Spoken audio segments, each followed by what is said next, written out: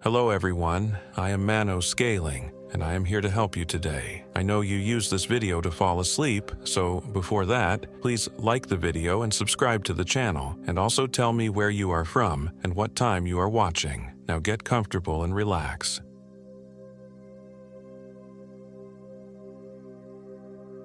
My name is Robert Johnson, and I am 32 years old. This happened in the spring of 2024 when I decided to take a solo hiking trip in Bankhead National Forest, Alabama. I'd been working 80-hour weeks at the software company in Birmingham for almost a year straight, and the burnout was real. My therapist had suggested I disconnect completely. No phone, no laptop, no constant notifications pinging my brain for attention. Just me and the wilderness. "You need to reset your nervous system," she'd said. "Find yourself again." I wasn't exactly an experienced outdoorsman, but I'd done enough weekend camping trips in my 20s to feel confident about a 5-day trek through Bankhead. The forest spans over 180,000 acres of wilderness in northwestern Alabama, with deep gorges, sandstone cliffs, and dense woodlands. The Sipsey Wilderness area within Bankhead is known as the Land of 1,000 Waterfalls, and I'd planned a route that would take me past some of the most scenic spots while avoiding the more touristy areas. I'd spent weeks researching trails and gathering supplies: a lightweight tent, sleeping bag, water filtration system, freeze-dried meals, first aid kit, and other essentials.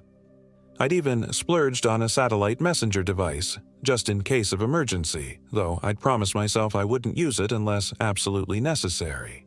The whole point was to disconnect. The morning of my departure, I loaded up my Subaru and hit the road before dawn, arriving at the trailhead parking lot just as the sun was beginning to filter through the trees.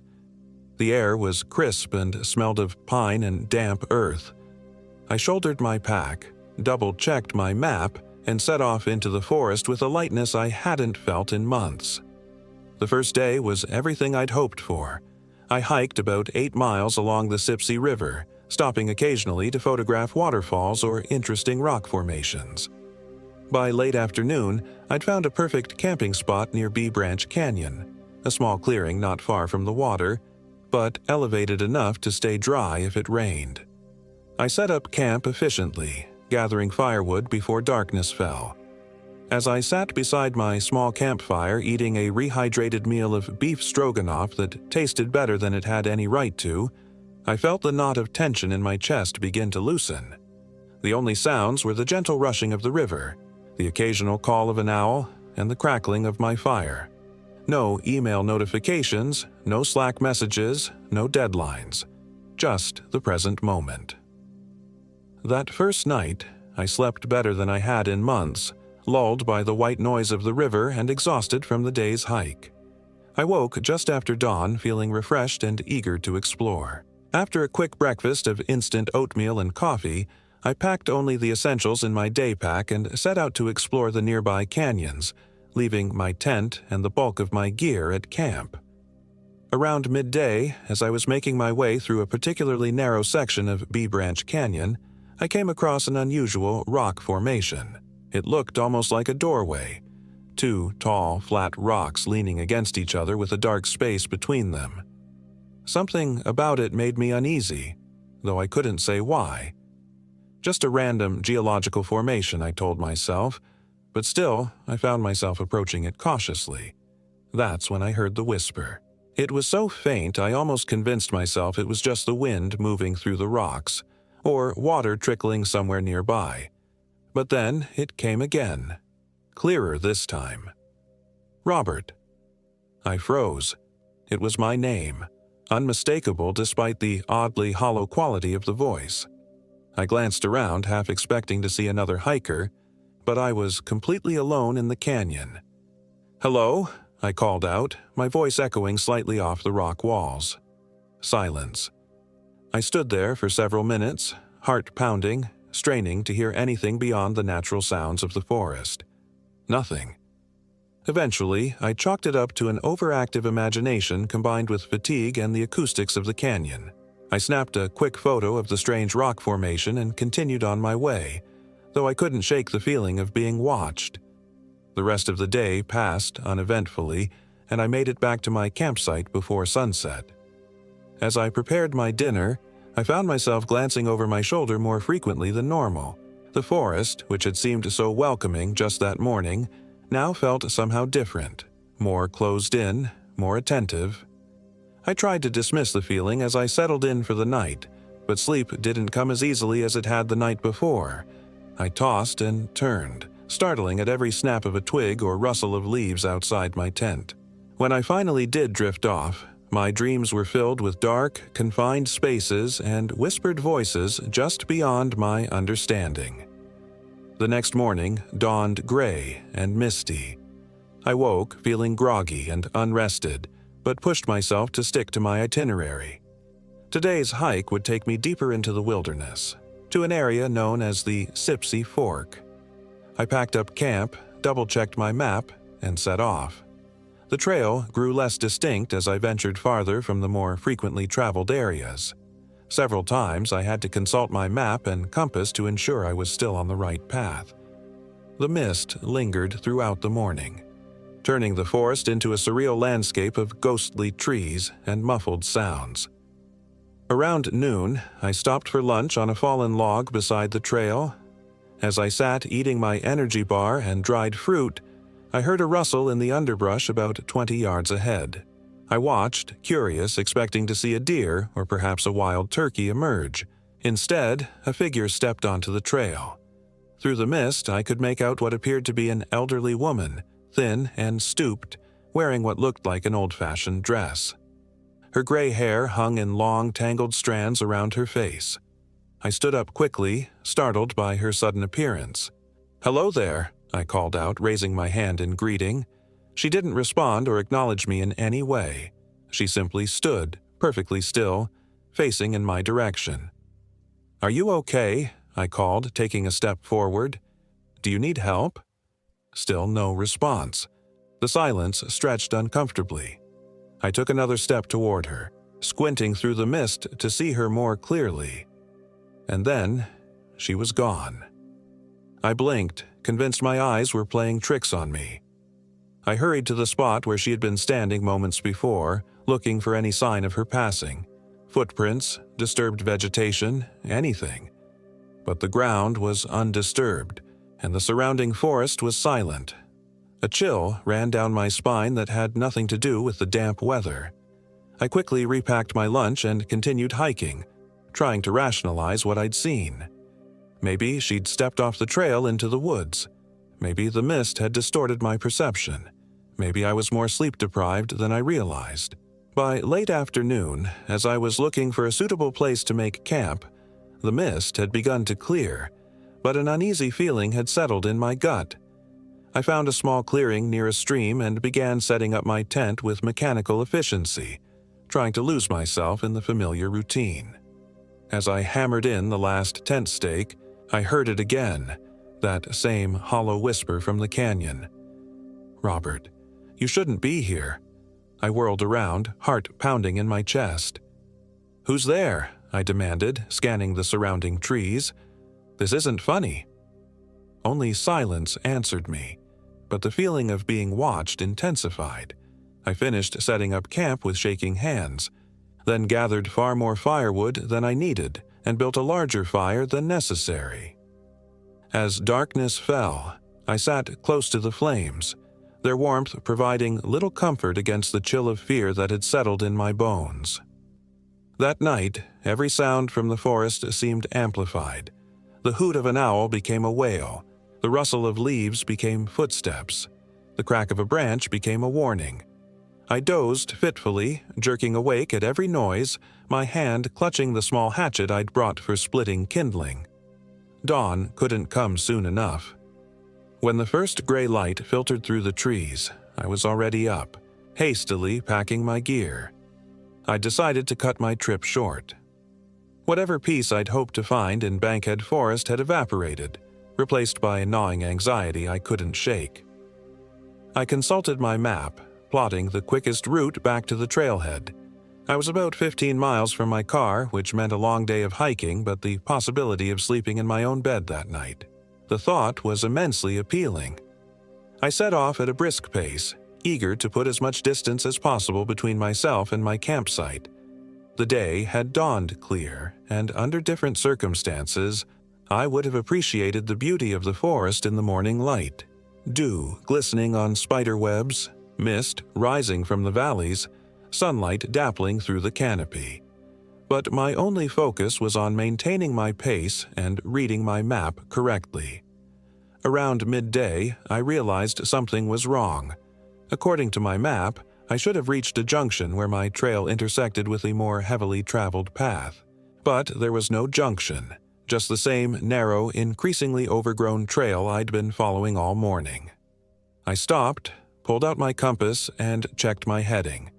I was going north, which was correct according to my planned route. I studied the map again, trying to identify any landmarks that might help me get my bearings. There was supposed to be a distinctive rock outcropping to the east and a small stream crossing just before the junction. I hadn't seen either. A flutter of panic rose in my chest. I took a deep breath, forcing myself to think logically. I must have made a wrong turn somewhere. I decided to backtrack to the last point where I was certain of my location, a small wooden footbridge I'd crossed about an hour earlier. But after 30 minutes of retracing my steps, I still hadn't found the bridge. The trail behind me looked different somehow, unfamiliar despite having just walked it. The panic returned, stronger this time. "Stay calm," I muttered to myself. "You're still on a trail. It has to lead somewhere." I decided to continue forward, keeping a careful eye out for any signs or markers that might help me orient myself. The trail began to climb steadily, winding up a ridge I didn't recognize from my map. At the top, I hoped to get a better view of the surrounding area. The climb was steeper than I expected, and I was sweating profusely by the time I reached the summit. I shrugged off my pack and pulled out my water bottle, taking a long drink as I surveyed the landscape below. What I saw made no sense. Spread out below me was a valley I didn't recognize, with a small cluster of buildings that looked like an old homestead or farm. But according to my map, this entire area should have been unoccupied wilderness. There were no settlements, abandoned or otherwise, marked anywhere nearby. As I stared down at the unexpected sight, a movement caught my eye. A figure walking slowly across what appeared to be an overgrown yard. Even from this distance, there was something familiar about the thin, stooped silhouette and the long gray hair. The woman from the mist. A chill ran through me despite the afternoon heat. I watched as she moved toward one of the buildings, a small, dilapidated cabin with a sagging roof and dark windows. Just before entering, she stopped and turned, looking up directly at where I stood on the ridge.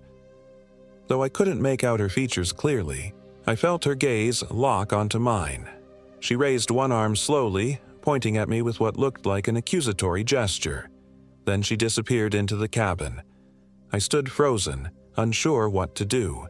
Part of me, the rational, logical part, said to stay away from the settlement.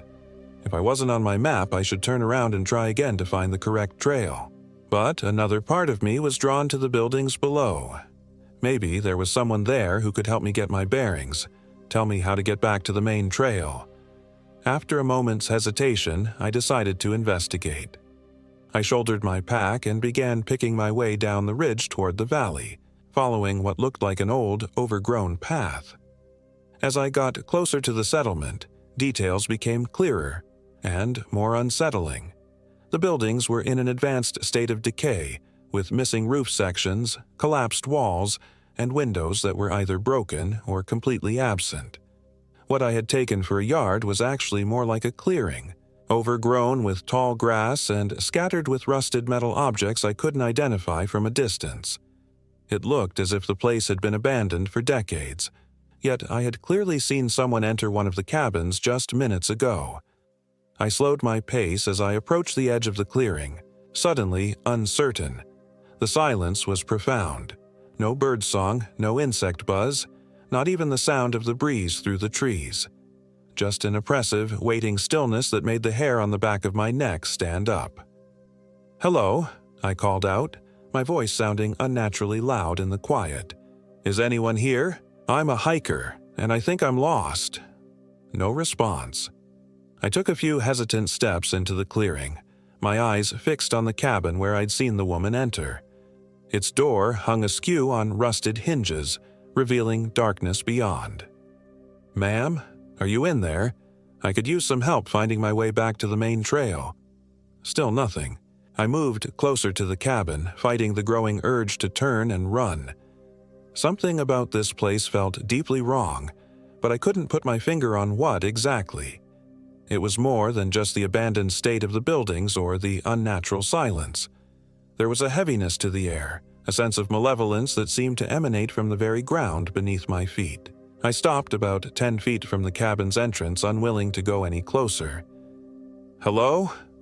I tried one more time, my voice now little more than a whisper. "You shouldn't have come here, Robert." The voice came from directly behind me, that same hollow whisper I'd heard before. I spun around, heart threatening to burst from my chest. The woman stood just feet away, close enough now that I could see her clearly for the first time. What I saw made me stagger backward in horror. Her face was gaunt, the skin pulled tight over sharp cheekbones and sunken eyes. But it was those eyes that truly terrified me. They were milky white, without pupils or irises, and yet they seemed to see right through me.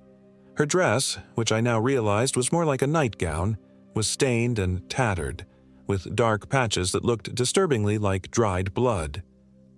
Who are you?" I stammered, continuing to back away. "What is this place?" Her head tilted slightly, those blind eyes remaining fixed on my face. "This is Sexton Hollow," she said, her voice stronger now but still carrying that unsettling hollow quality. "My home. And you are trespassing, Robert Johnson."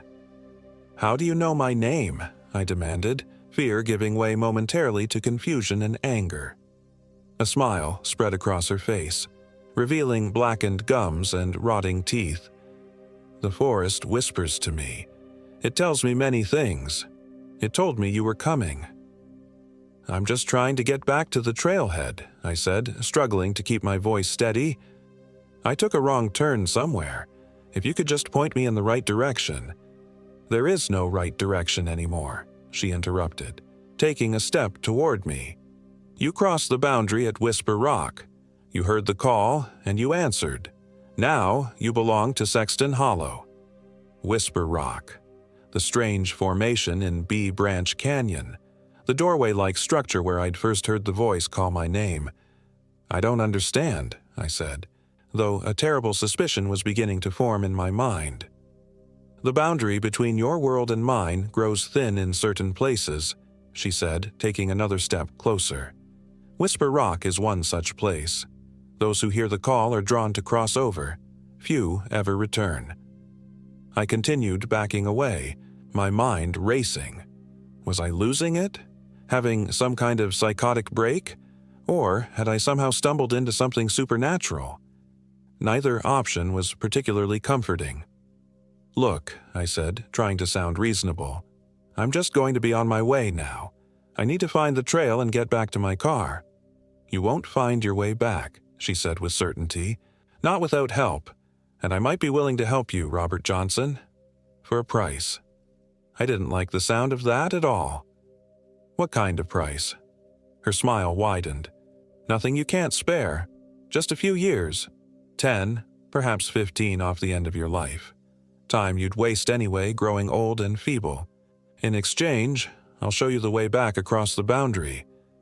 "You're insane," I said, the words tumbling out before I could stop them. Her expression hardened instantly. "Insane?" "No, Mr. Johnson. Hungry. There is a difference." She gestured around at the decaying buildings. "This place has been my prison for over a century. The only sustenance I receive comes from those who wander across the boundary. Their life force sustains me." As she spoke, I noticed movement from the corners of my eyes, shapes emerging from the other buildings, from behind rusted farm equipment, from the tree line at the edge of the clearing.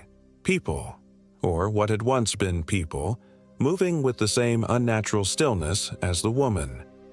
Their eyes, too, were that milky white, and their clothing represented different eras. A man in overalls that might have been from the 1930s. A woman in a dress that looked like it belonged in the 1950s. A hiker much like myself with gear that couldn't be more than a decade old. They formed a loose circle around us, watching silently. "These are the ones who refused my offer," the woman said, noting the direction of my gaze. "They thought they could find their own way back. They couldn't. Eventually, hunger and thirst drove them to desperation. When they died, their spirits remained trapped here. Now they serve me." Fear threatened to overwhelm me. I glanced around frantically looking for an escape route, but the ghostly figures had encircled us completely. "What are you?" I asked, my voice barely audible. "The locals had many names for me," she said with a hint of pride. "Witch, hag, devil woman. I preferred healer, but people fear what they don't understand. They drove me from their town, hunted me through these woods like an animal. When they cornered me in this valley, I used the last of my power to curse this land, binding myself to it, but ensuring I would never truly die. A decision I've had plenty of time to reconsider."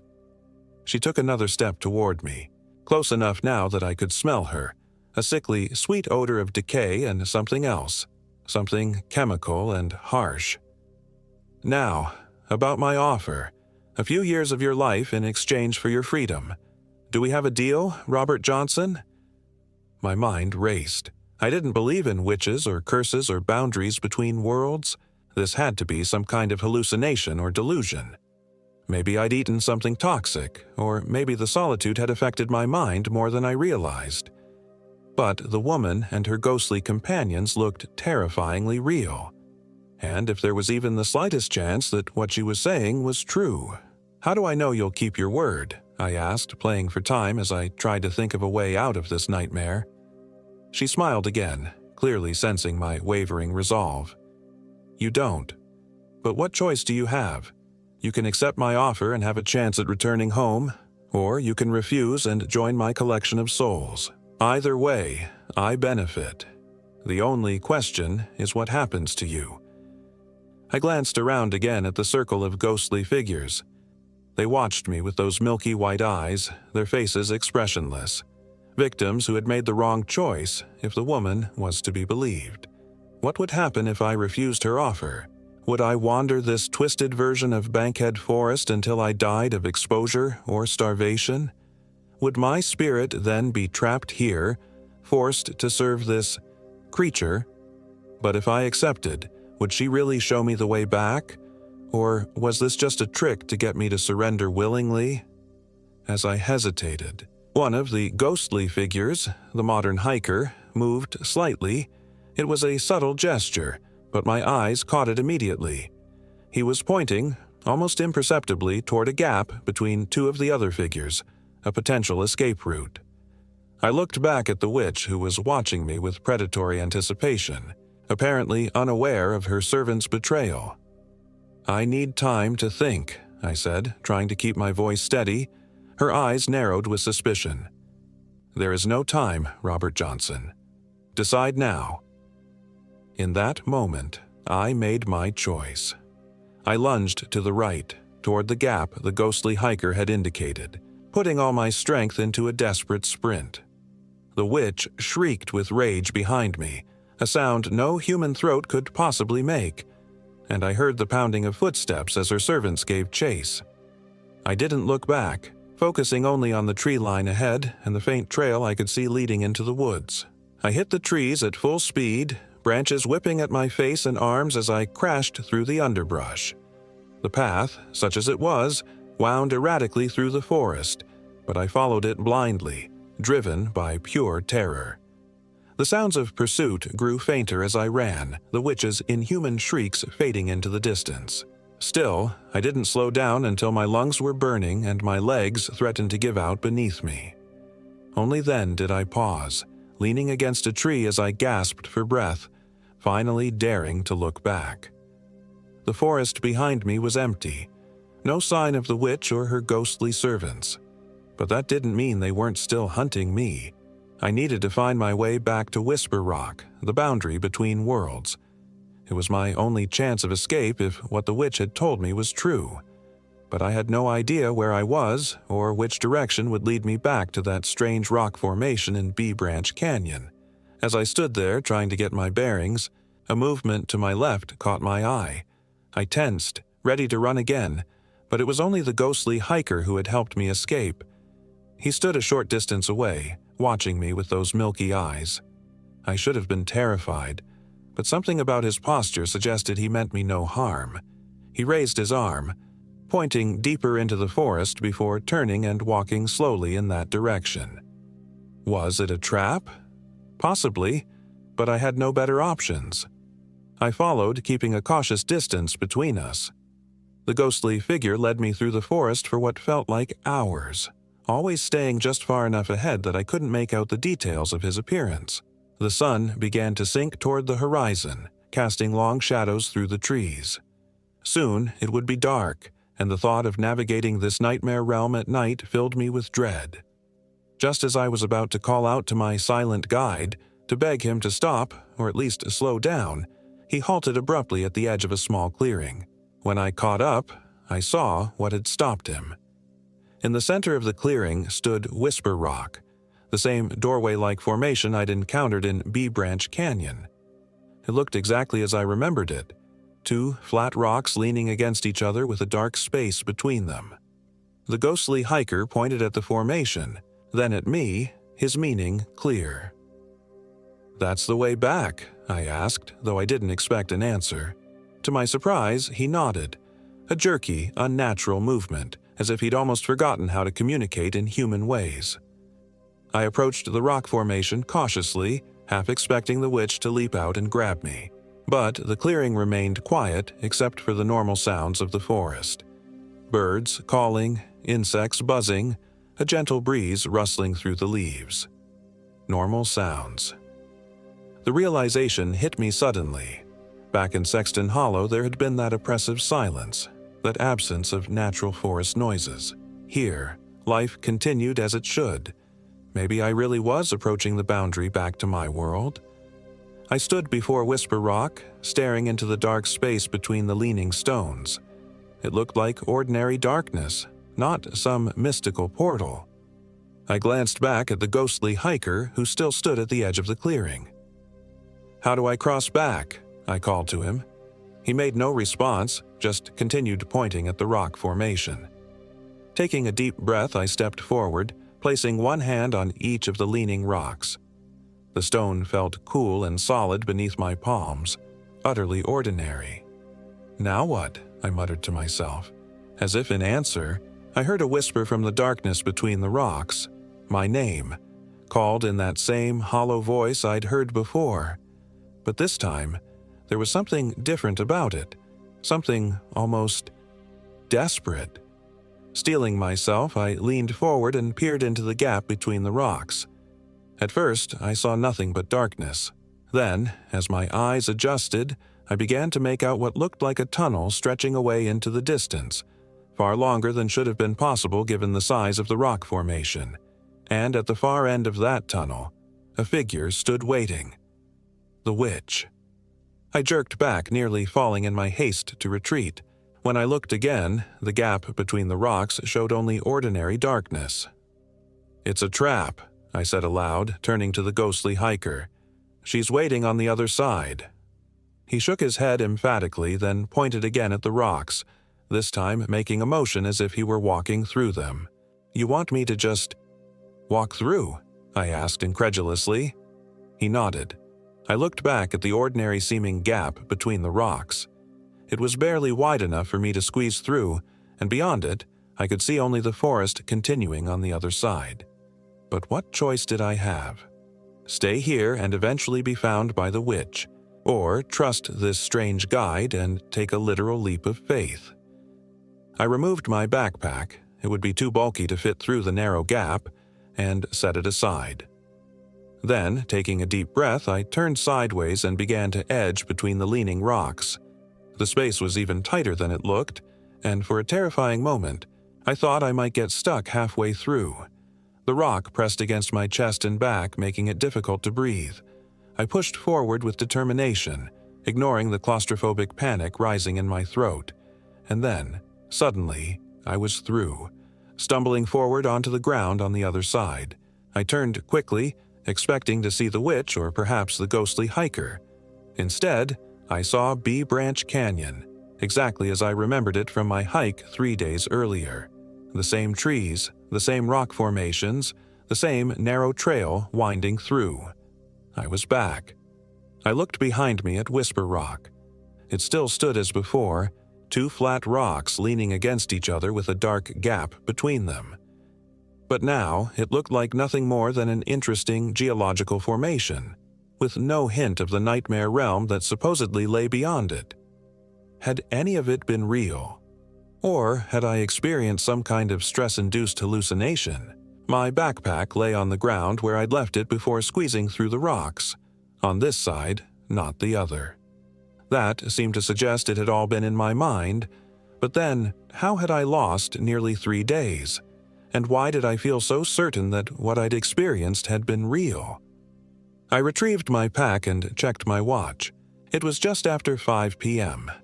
If I hurried, I could make it back to the trailhead before dark. I had no desire to spend another night in Bankhead Forest. As I turned to leave, a flutter of white caught my eye. Something was wedged in a small crevice at the base of one of the leaning rocks. I bent down and carefully extracted it. A small piece of fabric, frayed and yellowed with age. It looked like it might have been torn from the hem of a nightgown. A chill ran down my spine as I dropped the fabric and backed away. Whether what I'd experienced had been real or some kind of hallucination, I wasn't taking any chances. I turned and practically ran down the trail, not slowing until Whisper Rock was far behind me.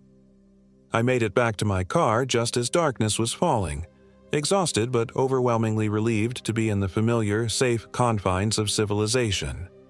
In the weeks since my experience in Bankhead Forest, I've tried to make sense of what happened. I've researched the history of the area, looking for any mention of Sexton Hollow or a witch who might have lived there in the past. I've found nothing concrete, though there are old local legends about a woman who practiced folk medicine in the area in the late 1800s and was driven out by superstitious townspeople. Sometimes I almost convince myself it was all a hallucination, the result of isolation, stress, and possibly some toxic plant I encountered without realizing it. Almost. But at night, when I'm drifting off to sleep, I sometimes hear it, that hollow whisper calling my name. And I know, with a certainty that defies rational explanation, that somewhere in Bankhead Forest, the witch of Sexton Hollow is still waiting, still hungry, still collecting souls to add to her ghostly servants. And I know that someday she'll call me back to finish what began at Whisper Rock. I just pray I have the strength to resist when she does.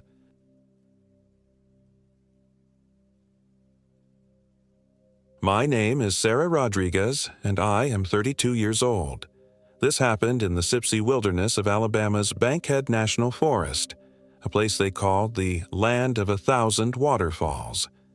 I'd been there once before as a child, but those memories were hazy. Warm sunlight filtered through dense canopies, the distant rush of water over stones, my father's gentle laughter. Nothing like what I would experience when I returned as an adult. My husband, Mark, and I had been planning this trip for months. We both worked at the same tech company in Birmingham. He as a software engineer, I as a project manager, and the never-ending deadlines had been grinding us down. Our marriage had felt the strain.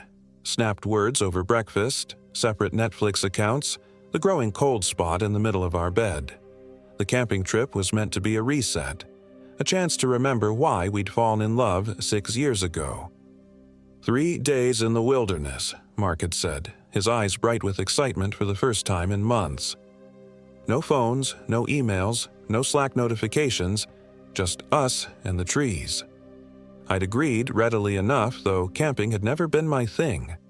The trypophobia I'd struggled with since childhood made the forest floor, with its countless little holes, the burrows of insects and small animals, a minefield of anxiety triggers, but I loved Mark, and I wanted our marriage back. We arrived at the Sipsey trailhead on a Friday afternoon in early April. The air held that particular Alabama spring quality, warm but not yet suffocating, fragranced with pine and wildflowers. Something about the scent made me feel more alive than I had in months. "Ready for an adventure, Sari?" Mark asked, shouldering his oversized backpack. A breeze ruffled his dark hair, and for a moment, he looked like the man I'd met at a coffee shop all those years ago. Confident, carefree, his smile reaching all the way to his eyes. "As I'll ever be," I replied, adjusting my own pack and trying to ignore the flutter of anxiety in my chest. The forest entrance yawned before us, a tunnel of green and shadow. Something about it made me hesitate, but I pushed the feeling away. This was for us, for our marriage. The first few hours of hiking were uneventful. The trail followed the Sipsey River, which gurgled cheerfully beside us. We passed impressive rock formations, sandstone bluffs that had been carved by millennia of flowing water. Mark pointed out various plants and birds, displaying knowledge I hadn't realized he possessed. "When did you become such a nature expert?" I asked, genuinely curious. He shrugged, looking slightly embarrassed. "I've been watching a lot of YouTube videos to prepare. Wanted to impress you." The admission touched me. Maybe there was hope for us after all. By late afternoon, we'd reached a clearing that Mark had selected from his research, a flat area near Ship Rock, a massive formation that jutted from the forest floor like the prow of a stone vessel. The spot was beautiful, with the rushing sound of the East Bee Branch Falls in the distance and dappled sunlight breaking through the tree canopy. "This is perfect," I said, meaning it. My earlier unease had faded with the pleasant exertion of hiking and the beauty of our surroundings. We set up camp efficiently, working together in a way we hadn't for months. Our tent, a bright blue dome, looked cheerful against the muted greens and browns of the forest. Mark got a fire going while I organized our supplies. As the sun began to set, we sat side by side before the crackling flames, sharing a bottle of wine we'd packed in and eating the sandwiches I'd prepared that morning. The forest changed as darkness fell, the cheerful daytime chorus of birds giving way to the mysterious symphony of night, owl hoots, insect chirps, and the distant calls of animals I couldn't identify. "You know what they say about these woods?" Mark said, his voice taking on the quality it did when he was about to tell a story. "What's that?" I asked, snuggling closer to him for warmth as the night air cooled. "Local legends say there's something that lives deep in the Sipsey wilderness. The old-timers call it the Bankhead Witch." I rolled my eyes, but a shiver that had nothing to do with the temperature ran down my spine. "You're making that up." "I'm not," he insisted. "I read about it online when I was researching this trip. Supposedly, she was once a normal woman, a healer who lived alone in these woods in the early 1900s. The locals would come to her for remedies and such, but then children started disappearing from the surrounding towns. Against my better judgment, I found myself drawn into the story. "And they blamed her?" Mark nodded, his face ghostly in the firelight. "They formed a mob, came out here to confront her. They found evidence in her cabin, small bones. They said, children's clothing. They tried to hang her from one of these very trees." I looked up involuntarily at the dark shapes looming above us, their branches like grasping hands against the night sky. "But the rope broke," Mark continued, "and she cursed them all before fleeing into the deepest part of the wilderness. They say she's still out there, no longer fully human, luring hikers off the trails to exact her revenge." "That's horrible," I said, trying to sound dismissive but failing, "and completely made up." Mark laughed, breaking the eerie spell his story had cast. "Probably, but these old forests do have a way of getting into people's imaginations." We finished our wine and doused the fire to a safe smolder before retreating to our tent.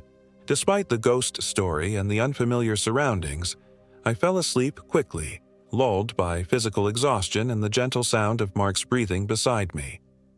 I woke in pitch darkness to a sound I couldn't immediately identify. A scraping, just outside our tent, like nails dragging slowly across the nylon fabric. For a moment, I lay perfectly still, my heart hammering against my ribs. "Mark," I whispered, reaching for him. My hand found empty space. I sat up, fumbling for the flashlight we'd left between our sleeping bags. The beam illuminated the tent's interior. My rumpled sleeping bag, Mark's empty one, the backpacks stacked neatly in the corner.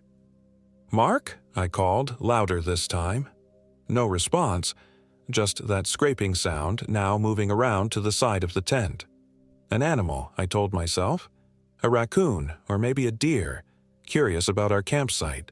But the movement seemed too deliberate, too measured for an animal. I unzipped the tent flap an inch, just enough to peer out. The clearing was washed in silvery moonlight. Our doused campfire, the picnic table, the trees surrounding us, all stood in sharp relief against the darkness. Of Mark, there was no sign. Gathering my courage, I called out again, "Mark, if this is some kind of joke." "It's not funny." The scraping stopped. Then, from somewhere in the woods, I heard Mark laugh.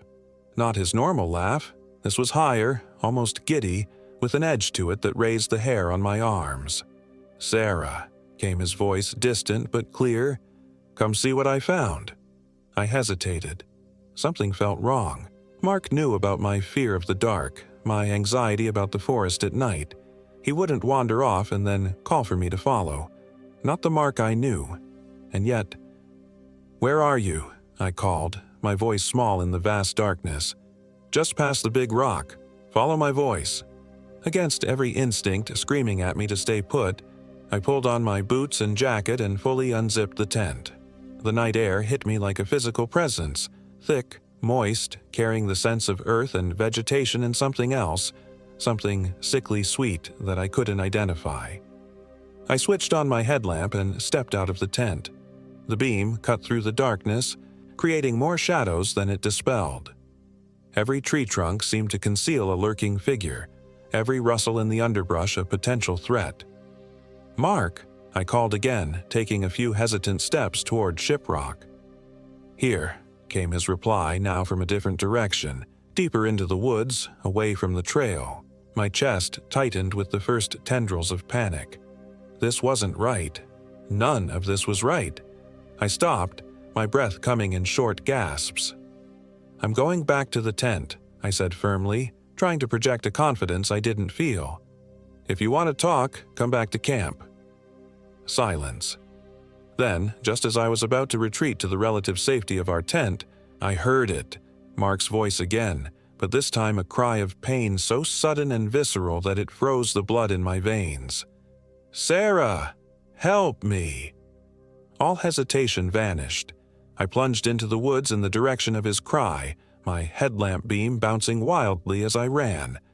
Branches whipped at my face, roots threatened to trip me, but I pushed forward, driven by pure adrenaline. "Mark, where are you?" I shouted, pausing to listen for a response.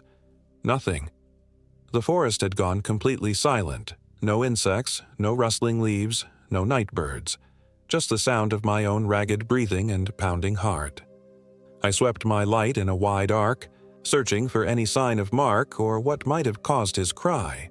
The beam caught something reflective about 20 yards ahead, a small metallic object hanging from a low branch.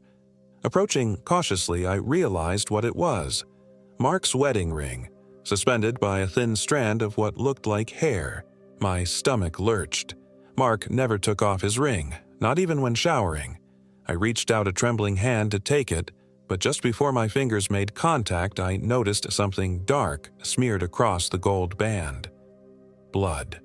I recoiled, nearly dropping my flashlight. This was madness. People didn't just vanish from campgrounds, leaving behind bloody jewelry like breadcrumbs in some twisted fairy tale. Unless... Mark's story about the Bankhead witch flooded back to me. No, I told myself firmly. That was just a campfire tale. This was something else. Mark had likely gotten up to use the bathroom, wandered too far from camp, and injured himself. The ring must have slipped off while he was trying to find his way back. But why had it been deliberately hung from a branch? As I stood there, paralyzed by indecision, the temperature seemed to plummet. My breath clouded in front of me, though it was April in Alabama. Hardly cold enough for that. Then I smelled it. That sickly sweet odor from before, but stronger now, overwhelming, like rotting fruit and burning hair and something metallic, all mingled together. "Pretty ring," came a voice directly behind me, so close I could feel breath on my neck. "Your man gave it up so easy." I whirled around, but there was no one there, just darkness beyond the reach of my light. My legs nearly gave out beneath me. That voice hadn't been Mark's. It was high and reedy, feminine but wrong somehow, like the sound of rusted metal grinding against itself. "Who's there?" I demanded, my voice breaking. "What have you done with Mark?" Laughter answered me, soft at first, then building to a cackling crescendo that seemed to come from everywhere at once. I ran. Blind panic propelled me through the woods, my headlamp beam slashing wildly through the darkness. I had no idea if I was heading toward our campsite or deeper into the wilderness. All I knew was that I needed to get away from that voice, that laughter. A root caught my foot, and I went down hard, the impact knocking the breath from my lungs. My headlamp hit a rock and went out, plunging me into absolute darkness. For several minutes I lay there, fighting for breath, listening intently for any sound of pursuit. Gradually, the normal nighttime sounds of the forest returned, the chirp of insects, the distant hoot of an owl. The oppressive silence had lifted. I pushed myself to a sitting position, wincing at the pain in my ankle. Twisted, probably, but not broken. My headlamp was a lost cause, but I still had my phone in my jacket pocket. No signal, as expected, but the screen provided enough light for me to get my bearings. To my immense relief, I could make out our blue tent about 50 yards away through the trees. I'd been running in circles and had actually veered back toward our campsite. I limped toward the tent, desperation giving me strength despite my injured ankle. Whatever was happening, I needed our emergency kit. Water, maybe the hunting knife Mark had insisted on bringing. The campsite looked undisturbed when I reached it. The smoldering remains of our fire, our cooler, the picnic table where we'd enjoyed our dinner just hours before. I ducked into the tent, fumbling for the battery-powered lantern we'd hung from the center hook. Light flooded the small space, and I bit back a scream. Written on the inside of the tent, in what looked horribly like blood, was a single sentence: "Has mine now." My legs gave out and I collapsed onto my sleeping bag, my mind unable to process what I was seeing. This couldn't be happening. Such things didn't happen in reality. People didn't disappear from campsites. Mysterious voices didn't whisper in the dark. Messages didn't appear written in blood. I was hallucinating, or dreaming. That had to be it. This was all some bizarre nightmare brought on by anxiety about the trip and Mark's ghost story. I pinched myself hard enough to leave a mark, but nothing changed. The blood-red message remained, glistening wetly in the lantern light. "No," I whispered, the sound small and pathetic in the confines of the tent. "No, no, no." What was I supposed to do now? Hike out alone in the dark with a twisted ankle and some thing potentially stalking me? Wait until morning and hope whatever had taken Mark didn't come back for me? Neither option seemed particularly likely to end with me alive. The hunting knife. That was my first priority. I rummaged through Mark's backpack, finding it strapped to an outer pocket. The weight of it in my hand provided little comfort, but it was better than nothing. Next, I needed to secure the tent somehow.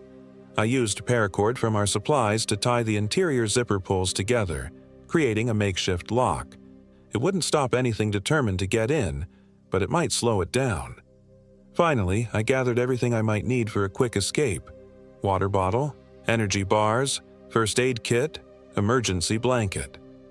I stuffed them into a small day pack and kept it right beside me. Then I waited, knife in hand, my back to the corner of the tent farthest from the entrance, watching the shadows move across the nylon walls as clouds passed over the moon. I must have dozed despite my terror, because I jerked awake to the sound of footsteps approaching the tent, heavy and dragging, yet purposeful. "Sarah," Mark's voice called. "Let me in, honey. I got lost, but I'm back now." It sounded like him, exactly like him, but something in me recoiled from the sound. The Mark who had called me into the woods earlier had sounded wrong, but this was too right, too perfect an imitation. "Mark?" I said cautiously, tightening my grip on the knife.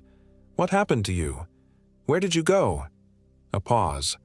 "I had to pee and got turned around in the dark. Been trying to find my way back for hours. Please, Sarah, I'm exhausted." It was a reasonable explanation. The most likely explanation, in fact. Far more likely than witches and mysterious disappearances. And yet... "Your ring," I said. "I found your wedding ring hanging from a tree branch, with blood on it." Another pause, longer this time. "What are you talking about? My ring is right here." I heard him slap his hand against his thigh, as if checking his pockets. "Wait, it's gone. I must have lost it when I fell. I took a nasty spill in the dark, cut my hand open. That explains the blood you saw." Again, plausible, but something still felt off. "If you're really Mark," I said, "tell me something only he would know." "Seriously, Sarah? It's freezing out here and you're playing games?" The voice had taken on an edge of irritation that was very Mark-like. "Fine. On our first date, you spilled red wine all over my white shirt, and I told you it was a sign we were meant to be together because now neither of us could run away without being embarrassed." My breath caught. That was right. A private moment between us that I'd never shared with anyone else. I moved toward the tent entrance, my hands trembling as I reached for the paracord binding the zipper pulls together. But just as my fingers touched the cord, a chill swept through the tent and I caught that sickly sweet smell again.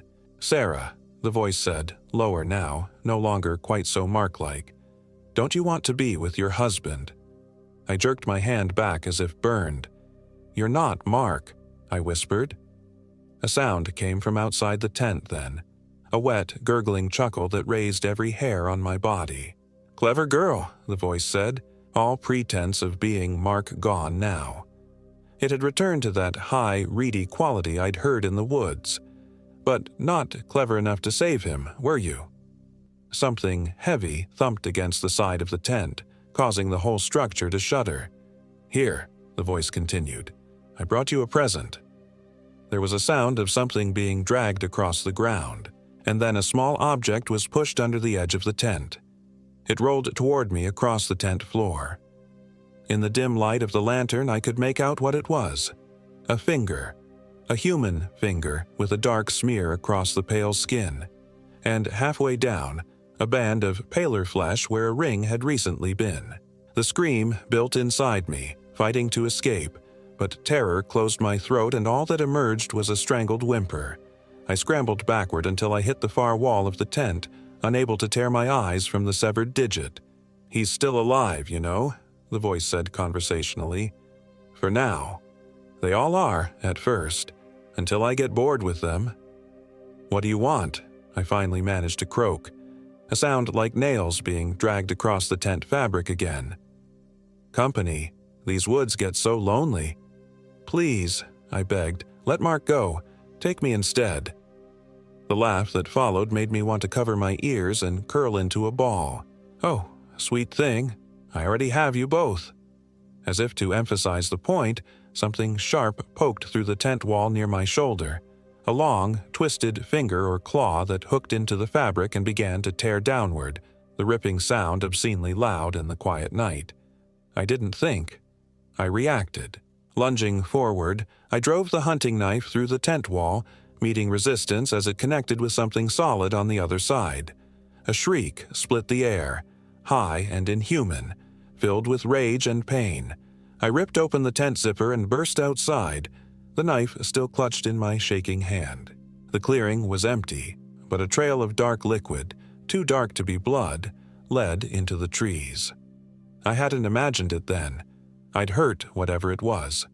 But I couldn't focus on that now. Mark was still out there, still alive according to that thing. I had to find him. Dawn was breaking, the first gray light of morning filtering through the trees. It wasn't much, but it was enough to see by.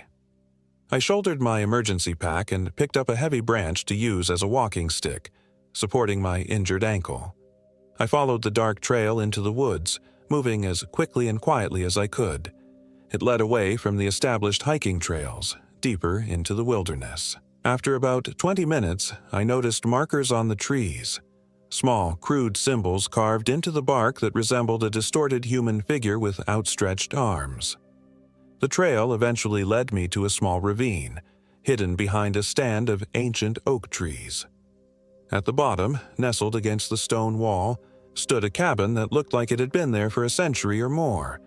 The logs were gray with age, the roof sagging in the middle. A thin ribbon of smoke rose from a crooked chimney. The windows were dark hollows, like empty eye sockets in a skull. This had to be it, the witch's cabin from Mark's story. The one that was supposed to be just a legend. I crouched behind a fallen tree, trying to formulate a plan. The cabin had only one visible entrance, a weathered door that hung slightly ajar. If Mark was inside, I'd need to get past whatever that thing was to reach him. As I was considering my options, the door creaked open wider and a figure emerged. My heart leapt. It was Mark. He was shirtless, his torso covered in scratches and what looked like burn marks, but he was upright and moving under his own power. His left hand was crudely bandaged with what looked like strips of his own shirt, several fingers conspicuously missing beneath the bloodied cloth. He moved stiffly like a marionette controlled by an unskilled puppeteer, gathering firewood from a stack near the cabin. "Mark," I called in a loud whisper. "Mark, over here." He turned toward my voice, but the movement was wrong, too fluid for the stiffness he'd shown before. And his eyes, even from this distance, I could see they were vacant, unfocused. "Sarah," he said, his voice flat and emotionless. "You came." Something was very wrong. This was Mark's body, but whatever was looking out through his eyes wasn't my husband. "The witch wants to meet you," Mark continued in that same dead voice. "She's been waiting for you." Ice flooded my veins. "Mark, this isn't you. Fight it. We need to get out of here." A smile spread across his face, too wide, showing too many teeth. "But we're just getting started. Agnes has such plans for us." Agnes. The witch had a name. "What has she done to you?" I asked, stalling for time as I tried to think of a way to incapacitate him without causing serious harm. I needed to get him away from here, back to civilization where whatever spell he was under might break. "She's opened my eyes, Sarah. Shown me things you wouldn't believe." As he spoke, he began moving toward me with that same unnatural grace. "She can show you too. All you have to do is come inside." I gripped the knife tighter, raising it in front of me. "Stay back, Mark. I don't want to hurt you." He laughed, a sound so unlike my husband that tears sprang to my eyes. "You already have, Sarah. All those nights working late, the emotional distance, the separate Netflix accounts." My own words from my private thoughts, repeated back to me. How could he know that? Unless Agnes was in my head too, rifling through my thoughts and insecurities like fingers through a filing cabinet. The realization made me feel violated in a way that transcended physical threat. "That's not fair," I said, my voice breaking. "We both contributed to those problems, and we came out here to fix them, remember?" Something flickered in Mark's eyes, a momentary return of awareness, quickly suppressed, but I'd seen it. My husband was still in there somewhere. "Mark," I said, softer now, lowering the knife slightly. "Remember the night we met? You said my laugh was like finding an unexpected path through a dark forest. Remember our wedding day, when we both forgot our vows and had to make them up on the spot? Remember last Christmas when we built that ridiculous gingerbread house that collapsed and we ate the ruins for breakfast the next morning? With each memory, that flicker in his eyes grew stronger, stayed longer. He'd stopped advancing toward me, his body rigid as if two opposing forces were fighting for control. "She's in your head," I continued, taking a cautious step toward him. "But she doesn't know you like I do. She doesn't love you like I do." "Sarah," he gasped, his voice his own again, filled with pain and fear. "Run! She's too strong. I can't—" His words cut off as his body convulsed. He dropped to his knees, back arching at an impossible angle. From inside the cabin came a shriek of rage. The door flew open, banging against the outer wall with such force that one of the hinges broke.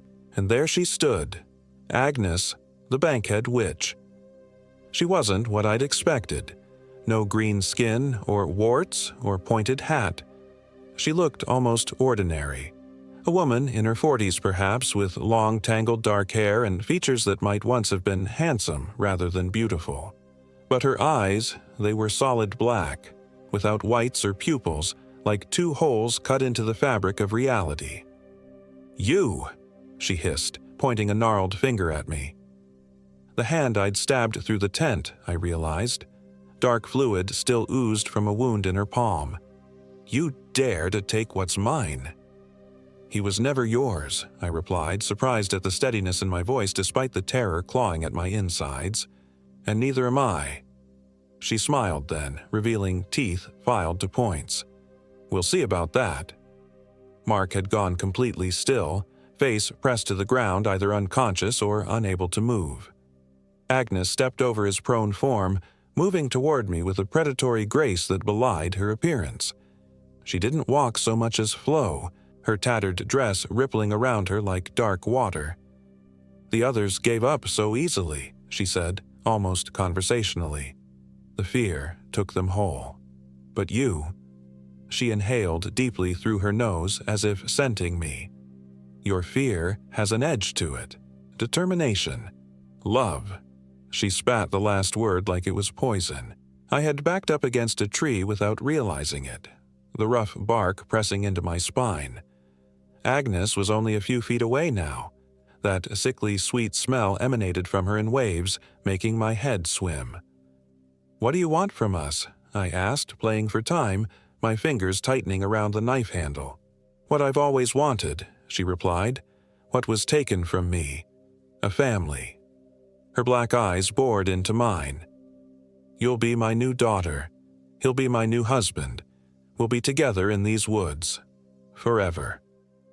The madness in her voice was absolute. There would be no reasoning with her, no appealing to any remaining humanity. Whatever Agnes had once been, she was now something else entirely, a creature of malice and loneliness and insatiable hunger. She reached for me, her fingers elongating into talons before my eyes. "Give me your fear, daughter. Let me taste it." I didn't think. I acted. As her hand came toward my face, I ducked and lunged, driving the hunting knife deep into her chest where her heart should be. Agnes looked down at the knife handle protruding from her body, an expression of mild surprise crossing her features. Then she laughed, a sound like dead leaves rustling in winter wind. "Iron," she said, wrapping her hand around the knife handle. "Clever girl, but not clever enough." She began to pull the knife out, dark fluid welling around the blade. My mind raced. Iron hurt her. I could see that from the pain she was trying to mask, but it wasn't enough to kill her. What else? What had my grandmother told me about protecting against evil? Salt, fire, running water. We were in a ravine, and I'd heard water earlier. The East B Branch Falls couldn't be far. I feinted to the left, then dodged right when Agnes moved to intercept me. My ankle screamed in protest as I sprinted past her, heading deeper into the ravine where the sound of water grew louder. Behind me, Agnes shrieked in rage. I didn't dare look back, but I could hear her giving chase, her movements unnaturally fast through the underbrush. The ravine narrowed, the walls growing steeper on either side. Ahead, I could see sunlight glinting off moving water, a narrow but powerful waterfall cascading down the rock face into a deep pool below. The trail I was on led right to the edge of that pool. I skidded to a halt at the water's edge, whirling to face my pursuer. Agnes emerged from the trees, moving more cautiously now that water was near. The knife still protruded from her chest, the wound around it seeping that dark substance that wasn't quite blood. "Nowhere left to run, daughter," she said, her voice a dry rattle. "I am not your daughter," I replied, my breath coming in harsh gasps. "And you're not taking my husband." I bent down slowly, keeping my eyes on her, and filled my cupped hands with water from the pool. Agnes hissed, taking a step back. "What's wrong, Agnes?" I taunted, straightening up with my hands full of water. "Don't like getting wet?" Her face contorted with hatred. "You know nothing of what I am, what I've suffered." "I know you've killed people," I said, "and I know you're trying to take Mark's mind, his soul. That's all I need to know." As we faced each other at the edge of the pool, I became aware of movement behind Agnes. Mark was advancing slowly, silently, his eyes clear and focused now. In his hand was a branch, one end sharpened to a crude point. I needed to keep Agnes's attention on me. "The stories about you," I said. "Were they true? Did you take those children?" Agnes's face twisted in anguish. "They took my children, claimed they were sick, that I was unfit. They stole them from me." Her voice rose to a shriek that echoed off the ravine walls. "I only wanted them back. I only took what should have been mine." As she raged, Mark crept closer, the makeshift spear raised. I needed just a few more seconds of distraction. "And now you take other people to replace them," I said. "People like Mark and me. People who've done nothing to you." "All of you have done this to me," she snarled. "Every happy couple, every parent with their child, flaunting what was taken from me. You all deserve to suffer as I have suffered." She was fully focused on me now, her madness and rage consuming her attention. Mark was directly behind her, the spear aimed at her back. "Now, Mark!" I shouted, flinging the water from my hands directly into Agnes's face. She screamed, a sound of such primal agony that I instinctively covered my ears. Where the water touched her skin, it hissed and steamed, leaving angry red welts like severe burns. In the same moment, Mark drove the sharpened branch through her back with all his strength. The crude point erupted from her chest just inches from the hunting knife, dark fluid spraying in an arc that sizzled where it hit the ground. Agnes's scream cut off abruptly. She stood frozen for a moment, impaled from behind, her black eyes wide with shock. Then those eyes found mine, and in them I saw something I never expected. Relief. "Thank you," she whispered, her voice suddenly human, fragile. "Free." Then her body began to change. Withering, aging, decomposing before our eyes. Her skin turned gray, then mottled black, cracking like ancient parchment. Her hair fell out in clumps, her fingers curled inward like dying spiders. Within seconds, what remained was a desiccated husk that crumbled to dust when Mark withdrew the branch. The hunting knife clattered to the ground, the only evidence that Agnes had ever existed. Mark staggered, dropping the branch and collapsing to his knees. I rushed to him, catching him before he could fall forward into the pile of dust that had been the Bankhead witch. "Sarah," he gasped, his voice hoarse but entirely his own. "She was in my head. She showed me things, horrible things, made me do—" He broke off, looking at his bandaged hand in horror. "It wasn't you," I said firmly, cradling him against me. "You fought her. You won." He shook his head, tears streaming down his face. "I couldn't stop her. She was going to make me kill you, Sarah. If you hadn't reminded me of us, of our life together—" He shuddered, unable to complete the thought. "But you did remember," I insisted. "You came back to me." We clung to each other at the edge of the pool, both of us trembling with exhaustion and the aftermath of terror. Above us, the sun had fully risen, bathing the ravine in warm, golden light that seemed to chase away the lingering shadows of our ordeal. Mark's injuries were severe. The missing fingers couldn't be reattached, of course, and the burns and cuts covering his body would need medical attention. My ankle was definitely sprained, possibly broken, but we were alive. Agnes was gone. It took us most of the day to make our way back to our campsite, gather our essential belongings, and begin the long, painful hike back to the trailhead. We supported each other, taking frequent rest breaks when the pain became too much for either of us. As we finally reached the parking lot where our car waited, Mark stopped, looking back at the forest entrance with haunted eyes. "Do you think there are others like her out there?" he asked quietly. "Other things hiding in the dark places of the world?" I followed his gaze to the wall of trees, their cheerful spring greenery now seeming like a facade concealing untold horrors. "I don't know," I answered honestly. "But if there are, we survived this one. We'll survive those too." He nodded, though the shadow didn't quite leave his eyes.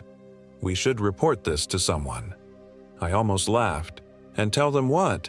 That we encountered a centuries-old witch in the Sipsey wilderness who tried to make us her family? They'll have us committed." "Then what do we say about—" He held up his mutilated hand. I thought for a moment. An accident with the hunting knife. A fall in the dark. The lie tasted bitter, but it was better than the truth that no one would believe anyway. We drove to the nearest hospital in Double Springs, where the staff exchanged concerned glances at our injuries and disheveled appearance. They treated Mark's hand, confirming that 3 fingers were indeed missing and couldn't be reattached. The cuts and burns on his body were cleaned and bandaged. My ankle was only sprained as I'd hoped, though badly enough to require a walking boot for several weeks. When asked what had happened, we stuck to our story. A camping trip gone wrong, an accident in the dark with a knife, a fall down a ravine while trying to get help. The doctors and nurses didn't quite believe us. I could see it in their eyes. But they had no reason to press for a different explanation. The physical recovery was the easy part. The nightmares began almost immediately. Vivid dreams of Agnes standing over our bed, her black eyes boring into mine as she whispered, "Forever, daughter. We'll be together forever." I'd wake, gasping, clutching at Mark, who was usually already awake from his own terrors. We installed nightlights in every room of our apartment. Neither of us could stand the dark anymore. Mark took a leave of absence from work. His missing fingers made typing difficult, but it was the psychological trauma that truly kept him from returning. He would stare at his computer screen for hours, unmoving, as if seeing something else entirely. I tried to maintain some normalcy, returning to my project management job after 2 weeks, but I found myself unable to focus, jumping at shadows, checking over my shoulder constantly. My colleagues noticed, of course. They attributed it to the accident, offered sympathetic smiles and casseroles, and kindly ignored my increasingly erratic behavior. We considered therapy, but again, what could we possibly say? That a supernatural entity had nearly destroyed us? That we'd killed her, watched her turn to dust? No therapist would hear that as anything but a psychotic break. So we coped as best we could, together. We left lights on at night. We installed additional locks on our doors and windows. We avoided discussions of camping, hiking, or the outdoors in general. We never spoke Agnes's name aloud. 6 months after our encounter in the Sipsey wilderness, things had improved marginally. Mark had returned to work part-time, he adapting to typing with his altered hand. My jumpiness had subsided somewhat, though I still couldn't handle being alone in the apartment after dark. Then the package arrived. It was waiting on our doorstep when I returned from work one evening. A small box wrapped in brown paper, no postage or return address. Just our names written in a spidery hand, Sarah and Mark. I nearly left it there, some instinct warning me not to touch it, but curiosity overcame caution and I brought it inside. Mark arrived home as I was placing it on the kitchen counter. "What's that?" he asked, setting down his laptop bag. He'd lost weight since our ordeal, his face thinner, cheekbones more prominent. But he'd been doing better lately, smiling more, sleeping through the night occasionally. "I don't know," I replied. "It was on the porch. No shipping label." He approached cautiously, staring at our names on the package. The handwriting. "What about it?" His eyes met mine, filled with the fear I hadn't seen since that night in the forest. "It's the same as what was written on our tent." My blood turned to ice. I hadn't seen the handwriting. Mark had wiped away the blood message before I could take a proper look, unable to bear its presence a moment longer than necessary. But I had no reason to doubt him. "We should throw it away," I said immediately, without opening it. Mark nodded, but made no move to dispose of the package. Instead, he continued to stare at it, a strange expression crossing his face. Fear, yes, but also curiosity. "Don't you want to know?" he asked quietly. I did. God help me, I did. After months of questioning our sanity, of wondering if what we'd experienced had been real or some shared delusion, here was potential proof. Confirmation that we weren't crazy. "It could be dangerous," I said, more to convince myself than Mark. "We survived her once," he replied. "We can do it again." Before I could object further, he picked up a kitchen knife and carefully cut through the brown paper wrapping. Inside was a plain, white box. He lifted the lid. Nestled on a bed of what looked like dried moss was a small leather pouch, ancient and cracked with age. Beside it lay a folded piece of yellowed paper. Mark hesitated, then picked up the paper, unfolding it carefully. I moved to his side, reading over his shoulder. The note was written in the same spidery hand as the address on the package, for Sarah and Mark, who set me free. Agnes Wilcox was not the first. She will not be the last. The woods hold many secrets, many spirits, some grateful, some not. This will protect you from those who seek revenge for what you did. Wear it always. A friend. Mark set the note down and picked up the leather pouch. It was secured with a drawstring, which he carefully loosened. He tipped the contents into his palm. It was a pendant on a leather cord, a small iron charm in the shape of a tree, intricate branches spreading to form a protective circle. The metal was dark with age but unrusted and seemed to pulse with a faint warmth. "Who would send this?" I whispered. "Who else knew what happened?" Mark shook his head. "I don't know, but..." He ran his thumb over the pendant's surface. "It feels right somehow." I understood what he meant. Despite the circumstances of its arrival, the pendant didn't feel threatening. If anything, it radiated a sense of safety, of protection. Mark handed it to me. "You should wear it." "Why me and not you?" A haunted look crossed his face. "She was in my head, Sarah. If something of her survived somehow, I might be more vulnerable. You need the protection more." I couldn't argue with his logic. I slipped the cord over my head, letting the iron pendant rest against my sternum. It felt warm against my skin, as if it had been lying in the sun rather than in a box on our porch. We never determined who sent the pendant. Our best guess was one of the locals from the area around the Sipsey Wilderness, someone who knew the legends and perhaps had seen us emerge from the forest in our injured state. Regardless of its origin, the pendant seemed to help. The nightmares decreased in frequency and intensity. The constant feeling of being watched gradually faded. We began to heal, not just physically but emotionally. A year after our encounter with Agnes, we made a decision that surprised even us. We would return to the Bankhead National Forest, not to the exact spot of our ordeal, but to the forest itself. We needed to face our fears, to reclaim some of what had been taken from us that night. "Are you sure about this?" Mark asked as we parked at a different trailhead, one well-traveled and populated with other hikers on the sunny Saturday morning. I clutched the iron pendant that I hadn't removed since receiving it.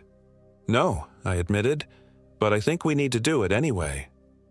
We weren't staying overnight, just a short day hike on a popular trail. Safety in numbers, in daylight, in careful planning. The forest was beautiful in early summer, lush and vibrant and alive with sound. Birds called from the canopy above, insects hummed in the underbrush, other hikers passed us with friendly nods and greetings. It was hard to reconcile this bright, welcoming place with the site of our nightmare the previous year. We hiked for about an hour, stopping at a scenic overlook to rest and hydrate. As Mark took photos of the vista with his phone, I found myself staring into the deeper woods beyond the trail, where the sunlight struggled to penetrate the dense foliage. Movement caught my eye, a flash of pale fabric among the trees, gone so quickly I couldn't be sure I'd seen it at all. "Mark," I said, my voice tight, "I think it's time to head back." He turned, immediately attuned to the tension in my voice. "Did you see something?" I hesitated. It could have been another hiker, a bird, a trick of the light, or it could have been something else. "I'm not sure," I answered honestly, "but I don't want to push our luck." He nodded, understanding immediately. We packed up our small backpacks and began the return journey to the trailhead. As we walked, I found myself hyper-aware of our surroundings. Every snapping twig, every rustle in the underbrush, every shadow that seemed deeper than it should be. The iron pendant felt warm against my skin, almost hot. We were perhaps 15 minutes from the parking area when an elderly man appeared on the trail ahead, headed in the opposite direction. He wore hiking clothes that had seen better days and carried a gnarled walking stick that looked hand-carved. As we approached each other, he stopped, studying us with sharp blue eyes that seemed too bright in his weathered face. "Beautiful day for a hike," he remarked as we drew near. "It is," Mark agreed, clearly eager to continue past the stranger. But the old man wasn't finished. His gaze dropped to my chest where the pendant rested visibly on my t-shirt. "That's a fine piece of protection you're wearing," he said, his voice lowered slightly. "Iron, good against all manner of unwelcome entities." My hand flew to the pendant instinctively. "Thank you," I managed, unsure how else to respond. The old man nodded, seeming satisfied. "You two did these woods a service last year. Not everyone would say so, but those of us who know, who understand the balance, we're grateful." Mark had gone very still beside me. "I don't know what you're talking about," he said carefully. A smile creased the old man's face, revealing surprisingly white teeth. "Of course not, just the ramblings of an old forest dweller." He tapped his walking stick against the ground twice. "Agnes Wilcox plagued these woods for nearly a century. You set her free, set us all free." My heart pounded so hard I was sure it was audible. "Who are you?" I whispered. "Just a friend," he replied, and the phrase from the note that had accompanied the pendant echoed in my mind. "One who understands that not all legends are fiction, and not all monsters deserve destruction." He stepped to the side of the trail, gesturing for us to pass. "The forest remembers those who help it. You'll always be safe here now." We moved past him cautiously, neither of us willing to turn our backs completely. When we'd gone perhaps 20 yards, I glanced over my shoulder. The trail behind us was empty. The old man had vanished. "Did that just happen?" Mark asked, his voice unsteady.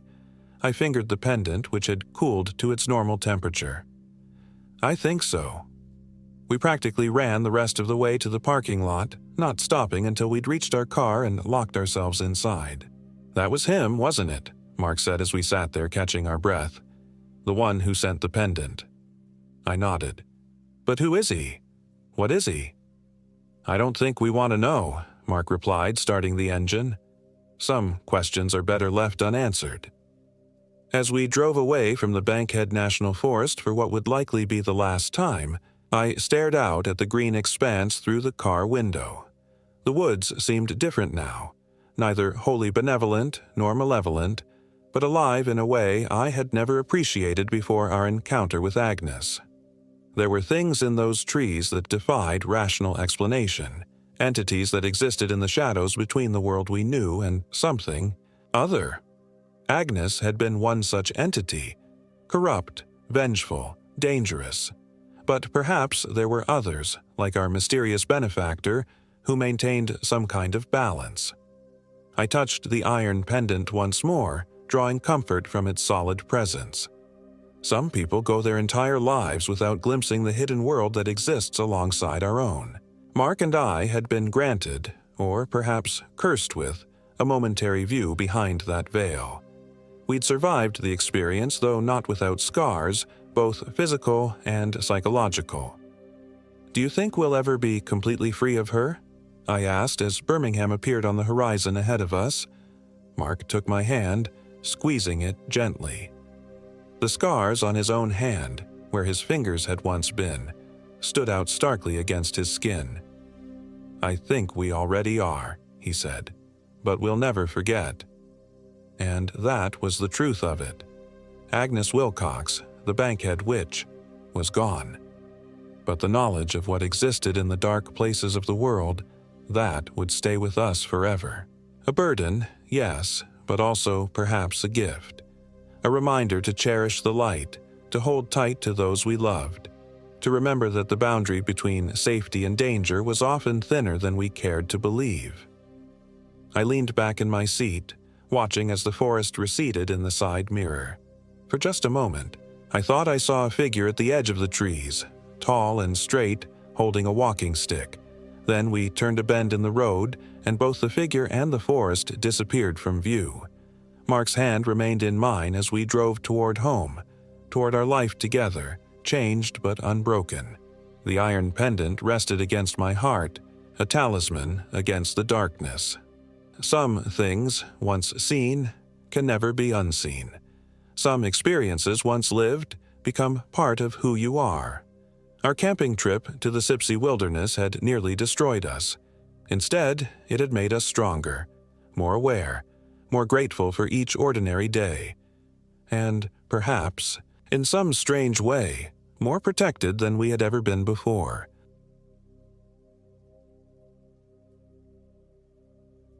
My name is Emily Hall, and I am 32 years old. This happened in the summer of 2023, during what was supposed to be a rejuvenating hiking trip in Alabama's Cheaha State Park. I'd always loved the outdoors, even if I wasn't what you'd call an expert hiker. After my divorce, I needed something, anything, to reset my life. Little did I know that those mountains held secrets darker than the shadows they cast. I'd chosen Cheaha Mountain specifically because it was Alabama's highest point, with dense forest surrounding its 2,113-foot peak. The promise of solitude among the weathered rocks of the Talladega National Forest appealed to me. I'd read about the centuries-old oak trees, the mist-covered valleys, and the Pinhoti Trail that wound through the wilderness. What I hadn't read about were the whispers that locals exchanged in hushed tones about certain remote sections of the park. The drive from Birmingham took just under 2 hours. As the landscape gradually changed from strip malls and suburbs to the rolling green foothills of the Appalachians, I felt the tension in my shoulders begin to ease. This was exactly what I needed. 3 days of self-reliance, clean air, and enough physical exertion to exhaust my body so thoroughly that my mind might finally stop replaying the last painful year of my failed marriage. I parked at the main visitor center, a rustic stone building nestled among pine trees. Inside, a ranger with a weathered face and kind eyes named Bill checked my permit and trail plan. "Planning to camp at the Turnipseed Backcountry site?" he asked, studying my map.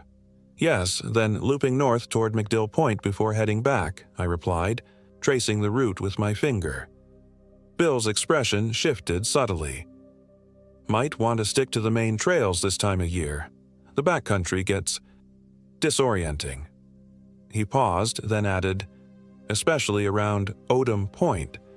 Folks have reported some strange experiences out that way." I smiled politely, assuming he was being protective of a solo female hiker. "I'll be careful. I've got my GPS, extra batteries, and emergency beacon."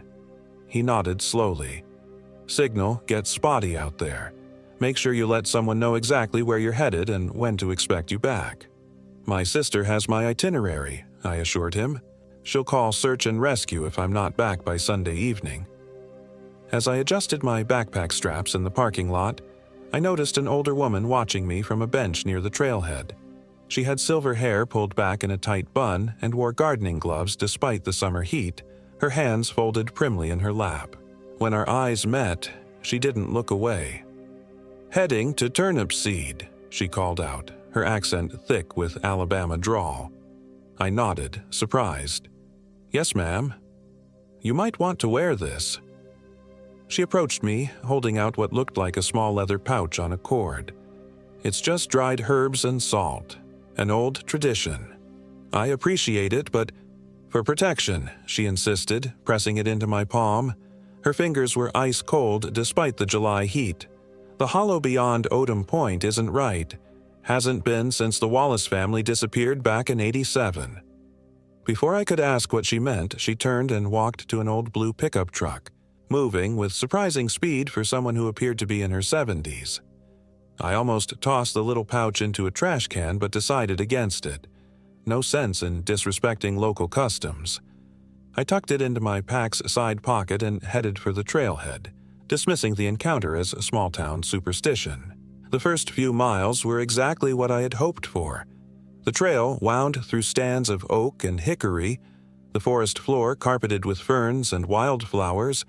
Sunlight filtered through the canopy in golden shafts, and the only sounds were my boots on the path, birdsong, and the occasional rustle of small animals in the underbrush.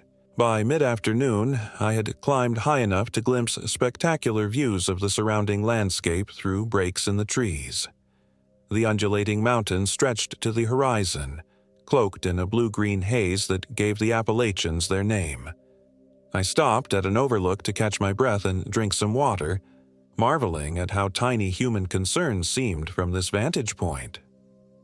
As I continued hiking, I noticed the trail becoming less maintained. What had been a clear path now required occasional checks of my map and GPS. The forest felt different here too, older somehow, with massive trees that blocked much of the sunlight. The birdsong had faded, replaced by an oppressive silence that made the hair on my arms stand up. I checked my phone. No signal, as expected. My GPS still worked, showing I was approaching the junction where I'd turn north toward the Turnip Seed campsite. According to my calculations, I had about an hour of hiking left before I'd need to set up camp before nightfall. That's when I first heard it, a sound like someone calling my name, so faint I could have imagined it. I stopped, listening intently. Nothing but the whisper of wind through leaves. I continued walking but quickened my pace.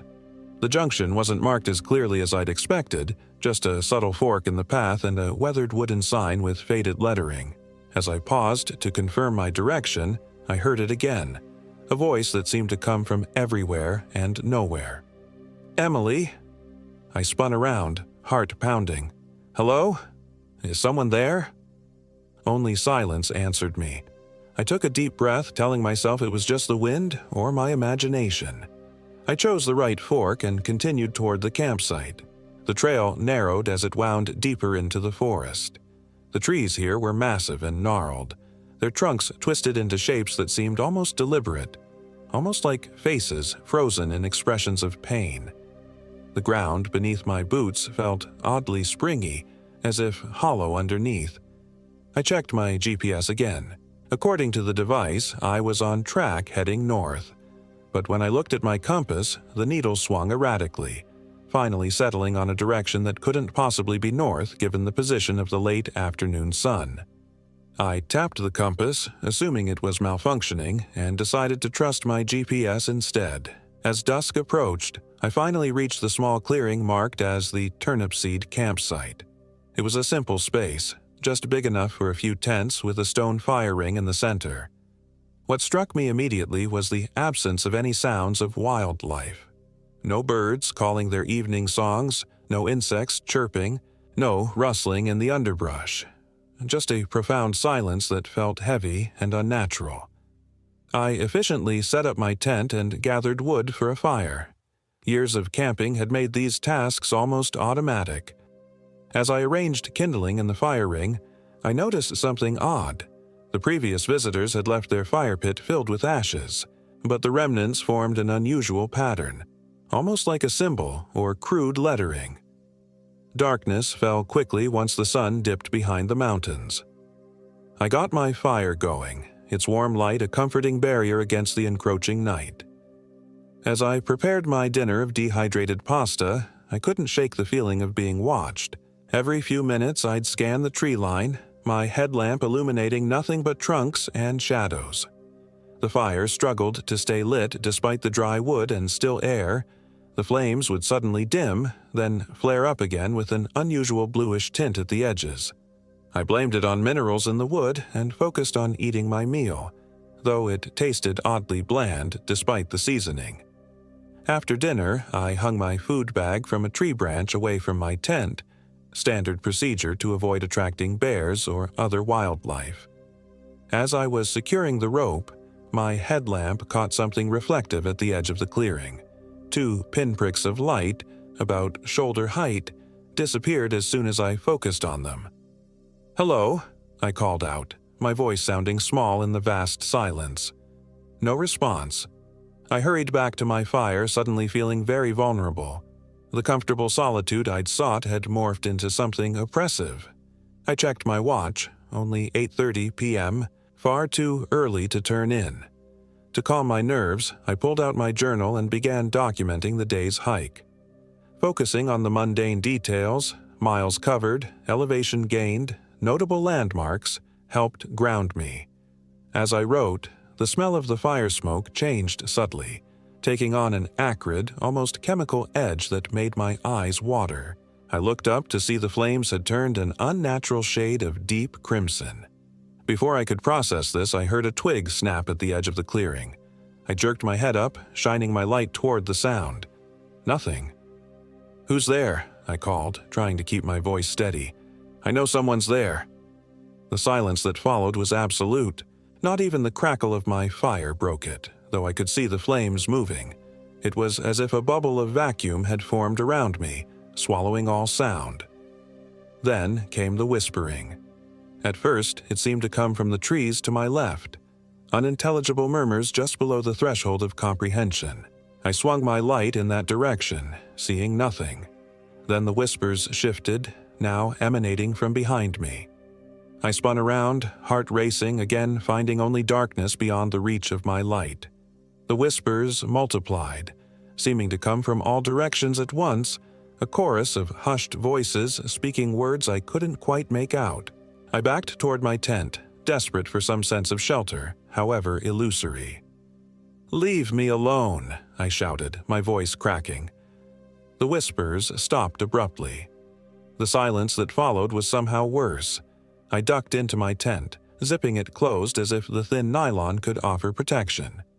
Inside, I fumbled for my emergency radio, hoping that whatever atmospheric strangeness was affecting my compass hadn't also knocked out radio signals. I turned it on, hearing only static across all channels.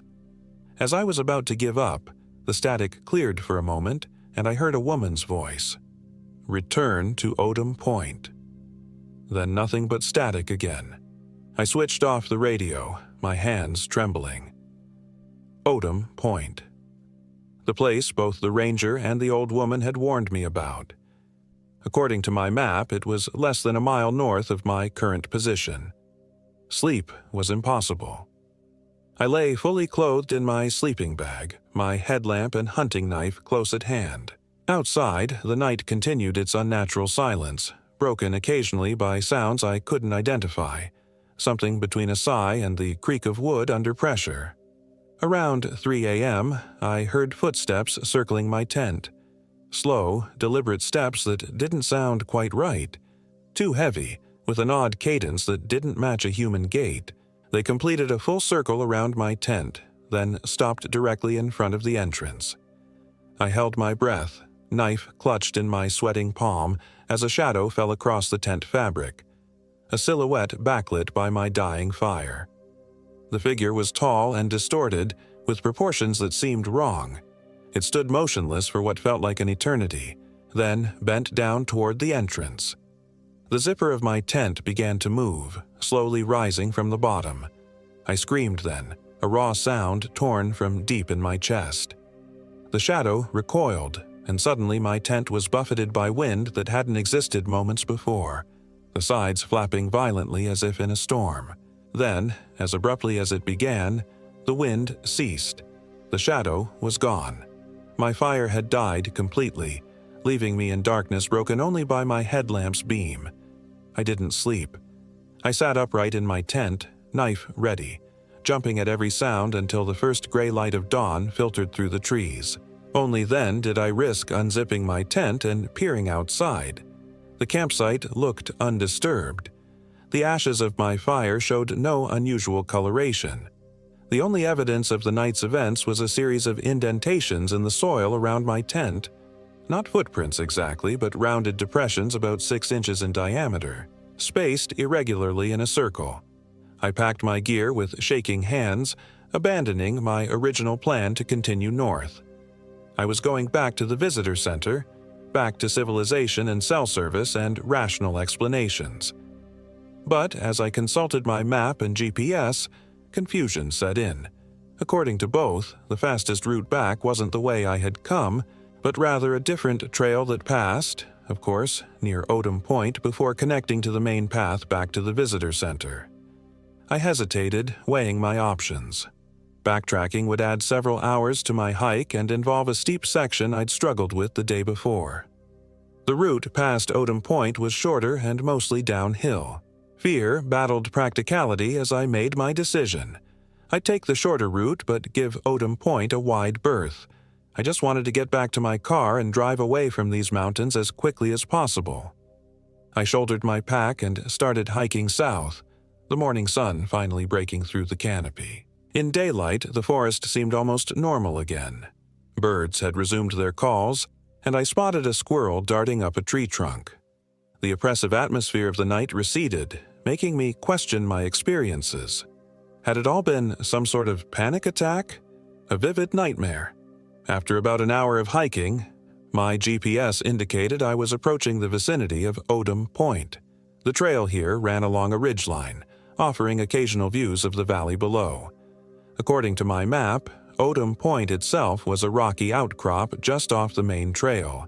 As I neared the area, the forest began to change subtly. The trees grew closer together, their branches intertwining overhead to block most of the sunlight. The ground became rockier, with pale limestone outcroppings jutting from the earth like bones. And the silence returned, a gradual fading of natural sounds until all I could hear was my own breathing and footsteps.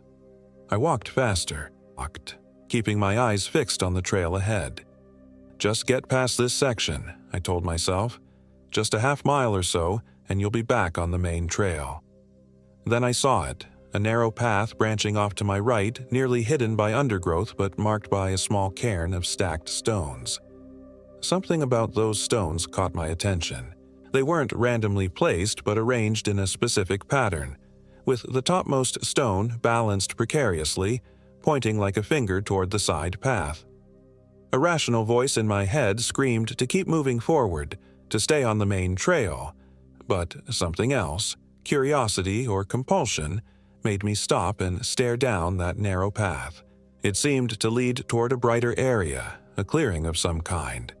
Without consciously deciding to do so, I found myself turning onto the side path, drawn forward as if pulled by an invisible thread. The undergrowth brushed against my legs as the path narrowed further, forcing me to turn sideways in some spots to squeeze between close-growing trees. After about 50 yards, the path opened suddenly into a circular clearing dominated by a limestone outcropping, Odom Point. The rock formation rose about 15 feet high, its surface pitted and weathered into shapes that, from certain angles, resembled crude faces. But it wasn't the rocks that made me freeze in place. It was what lay at their base, a small campsite, recently used. A tent, much like my own, was pitched near the rocks, its door unzipped and flapping slightly in a breeze I couldn't feel. A backpack leaned against a log beside a fire pit containing cold ashes. Hiking boots stood neatly at the tent entrance. I approached cautiously, calling out, "Hello, is anyone here?" The clearing swallowed my words without an echo. No response came from the tent or the surrounding forest. I edged closer, an irrational fear building with each step. The campsite looked perfectly normal except for one detail. Everything was covered in a fine layer of gray dust that I initially took for ash from the fire pit, but it was too evenly distributed, coating the tent, the backpack, even the surface of a water bottle that sat on the log. I reached the tent and, after another unanswered call, peered inside. Empty. The sleeping bag was laid out neatly with an open paperback book placed face down on the pillow. Like everything else, a layer of dust coated the interior surfaces. I backed away, my skin crawling. Something was very wrong here. I circled the campsite, looking for any sign of the occupant. Near the edge of the clearing, I found a camera hanging from a low branch. Like everything else, it was covered in dust, but when I wiped it off, it appeared undamaged. With trembling fingers, I turned it on. The battery still had power. I navigated to the stored images and began scrolling through them. The first several photos were typical hiking shots. Scenic vistas, interesting plants, selfies of a smiling young woman with short blonde hair. She looked about my age with friendly eyes and a sprinkle of freckles across her nose. According to the timestamps, the photos were taken just 3 days ago. Then the images changed character.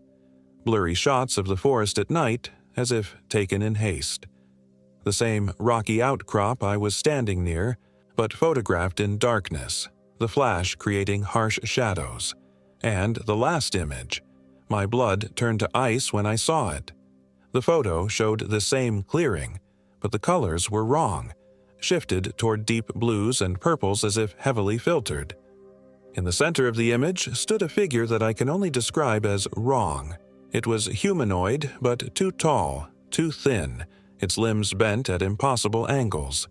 Its face, if you could call it that, was a smooth, featureless oval with 3 vertical slits where eyes and mouth should be.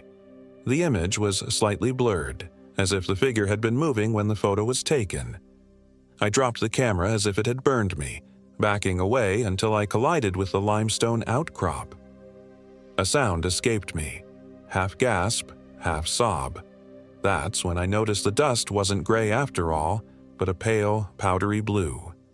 I looked down at my hands where I had touched the camera and tent, finding them coated in the same substance.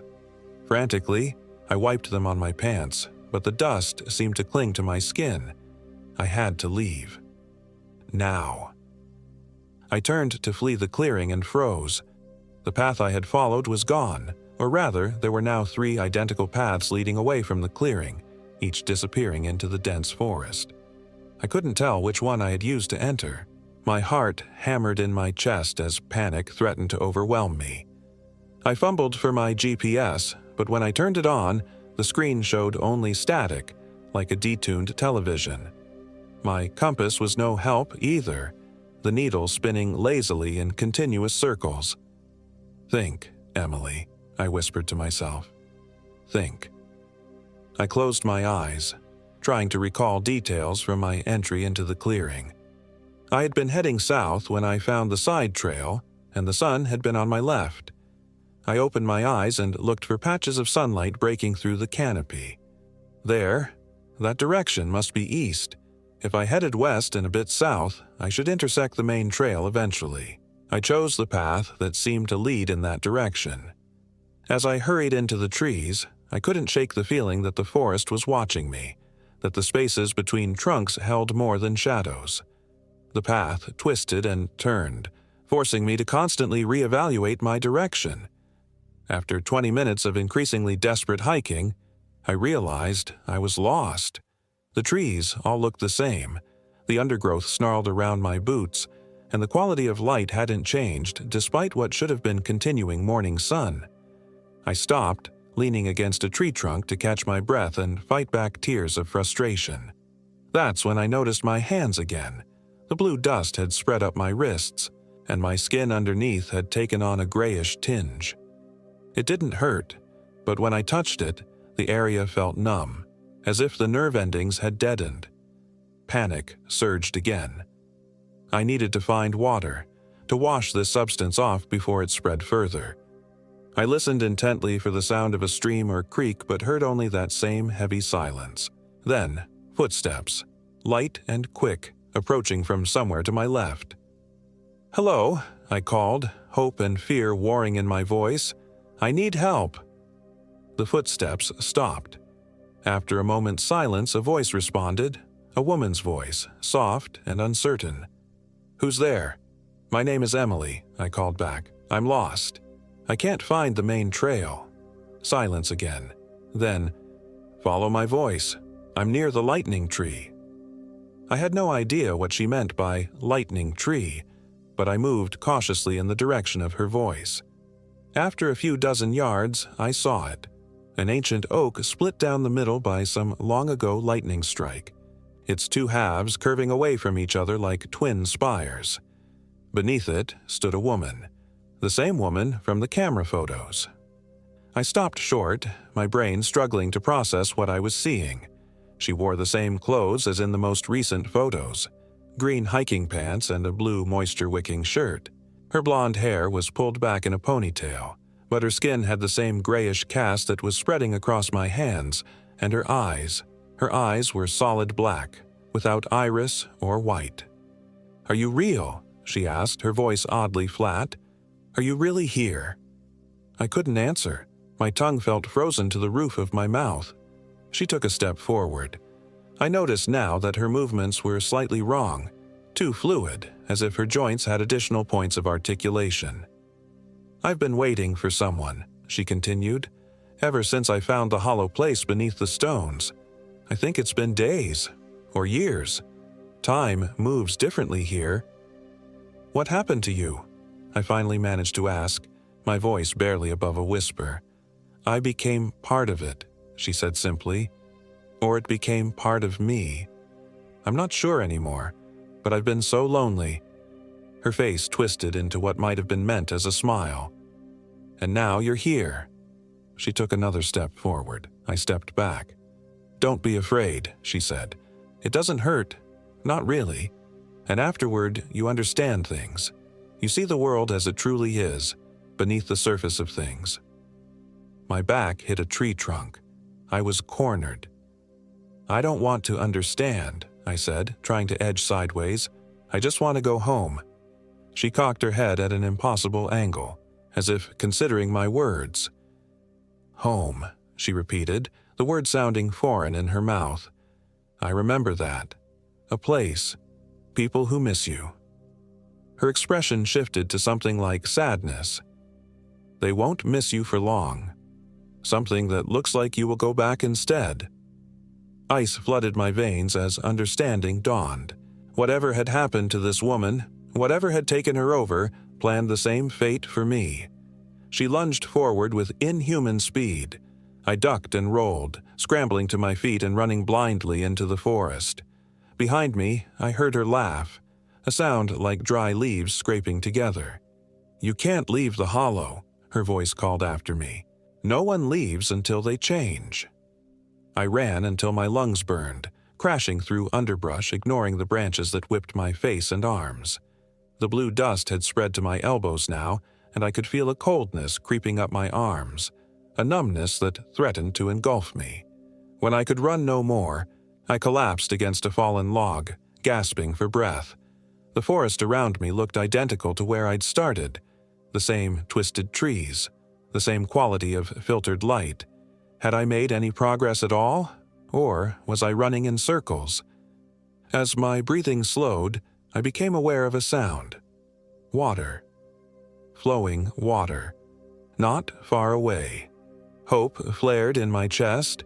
Water meant a creek or stream, which might lead to a larger waterway or at least give me a clear path to follow. I moved toward the sound, pushing through a dense thicket of rhododendron. The branches parted to reveal a small stream, its water running clear over smooth stones. I fell to my knees beside it and plunged my arms into the cool water, frantically scrubbing at the blue dust and the grayish skin beneath. The dust dispersed in the water, creating swirls of pale blue that were quickly carried downstream. But the grayish cast to my skin remained. though the numbness receded slightly where the water touched. I cupped water in my hands and drank deeply, not caring about purification tablets or waterborne parasites. At this point, such concerns seemed laughably mundane. As I knelt there, a memory surfaced, the small leather pouch the old woman had given me at the trailhead. Protection, she had called it. Against what, I hadn't thought to ask. I dug through my pack until I found it, still tucked in the side pocket. The pouch was simple leather, closed with a drawstring. When I opened it, I found a mixture of dried herbs, salt crystals, and what looked like small bones or seeds. I had no idea what to do with it. Pour it in the water? Scatter it around me? Eat it. The old woman hadn't given instructions. A twig snapped nearby. I looked up to see the blonde woman standing on the opposite bank of the stream, watching me with those solid black eyes. She made no move to cross. "The water slows it," she said, gesturing to her own gray skin. "But it doesn't stop it. Nothing stops it once it starts." I clutched the pouch tightly. "What is it?" "The hollow beneath Odom Point," she replied. "A thin place where something broke through long ago. It's hungry. It's always hungry." "For what?" "For you, for me, for anyone it can reach." She looked down at the stream between us. "I can't cross running water, not fully formed yet, but soon." Her black eyes fixed on mine. "You're changing, too. I can see it starting. Soon you'll understand. Soon you'll help us bring others." A chill ran through me that had nothing to do with the cool water. "How do I stop it?" She laughed that terrible dry leaf sound again. "You don't. You become. That's all." I looked down at the pouch in my hands, then back at her. "What about this? What does it do?" Her expression changed to one of wariness. "Old magic. Before my time. Before its time, maybe." She took a step back from the bank. "It won't save you. Nothing can save you now." But her reaction told me otherwise. Whatever was in this pouch frightened her, or the thing inside her. I had to try. I stood up, pouch in hand. "I'm leaving this place. I'm going home." "Follow the stream if you want," she said with a shrug that bent her shoulders at an impossible angle. "It won't lead you out. Nothing leads out." She turned as if to leave, then looked back. "When the change is complete, find me. We have work to do." She melted into the forest, moving with that strange fluidity that made my skin crawl. Once she was gone, I returned my attention to the pouch. I decided to try the most obvious approach first. I opened it fully and sprinkled some of the contents onto my gray-tinged arms. The dried herbs crumbled at my touch, releasing a sharp, pungent aroma that reminded me of sage and something metallic. Where the mixture touched my skin, the grayness receded slightly, the color returning to normal for a few moments before the gray began creeping back. Not a cure, then, but perhaps a temporary defense. I made a decision. I would follow the stream as she suggested, but I'd use the contents of the pouch sparingly, saving most of it for when I truly needed it. If running water slowed whatever was happening to me, staying close to the stream made sense. I filled my water bottle, shouldered my pack, and began walking downstream, keeping the water on my right. The stream led through a narrow valley, the banks lined with ferns and moss-covered rocks. As I hiked, I periodically dipped my arms in the water, which seemed to temporarily halt the spread of the grayness. After what felt like hours but might have been minutes, time seemed fluid in this place. The stream widened and joined a larger creek. The forest opened up slightly here, allowing more sunlight to penetrate. I checked my watch, 11:23 a.m. But that couldn't be right. It had been early morning when I left the campsite, and I felt like I'd been wandering for much longer than a few hours. I consulted my GPS again. To my surprise, it had a signal now, though the display flickered occasionally. According to the device, I was nowhere near where I thought I was. Instead of being east of the main trail, I was apparently several miles west, in an area of the park my map showed as largely undeveloped. As I tried to make sense of this, I noticed something through the trees ahead, a structure of some kind. I approached cautiously until I could make out what it was. A small cabin or shelter made of weathered logs, its roof sagging in the middle, the single visible window empty of glass. I hesitated. On one hand, a human structure might mean a way out, a trail or road leading back to civilization. On the other hand, everything in these woods had proven dangerous so far. While I debated, the decision was made for me. Dark clouds rolled in with unnatural speed, and fat raindrops began to fall. Within minutes, it was pouring. I ran for the cabin, reaching its sagging porch just as thunder cracked overhead.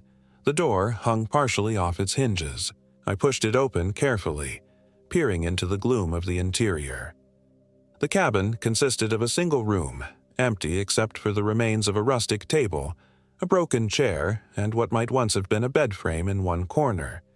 The roof leaked in several places, water dripping steadily onto the dirt floor. But it was shelter.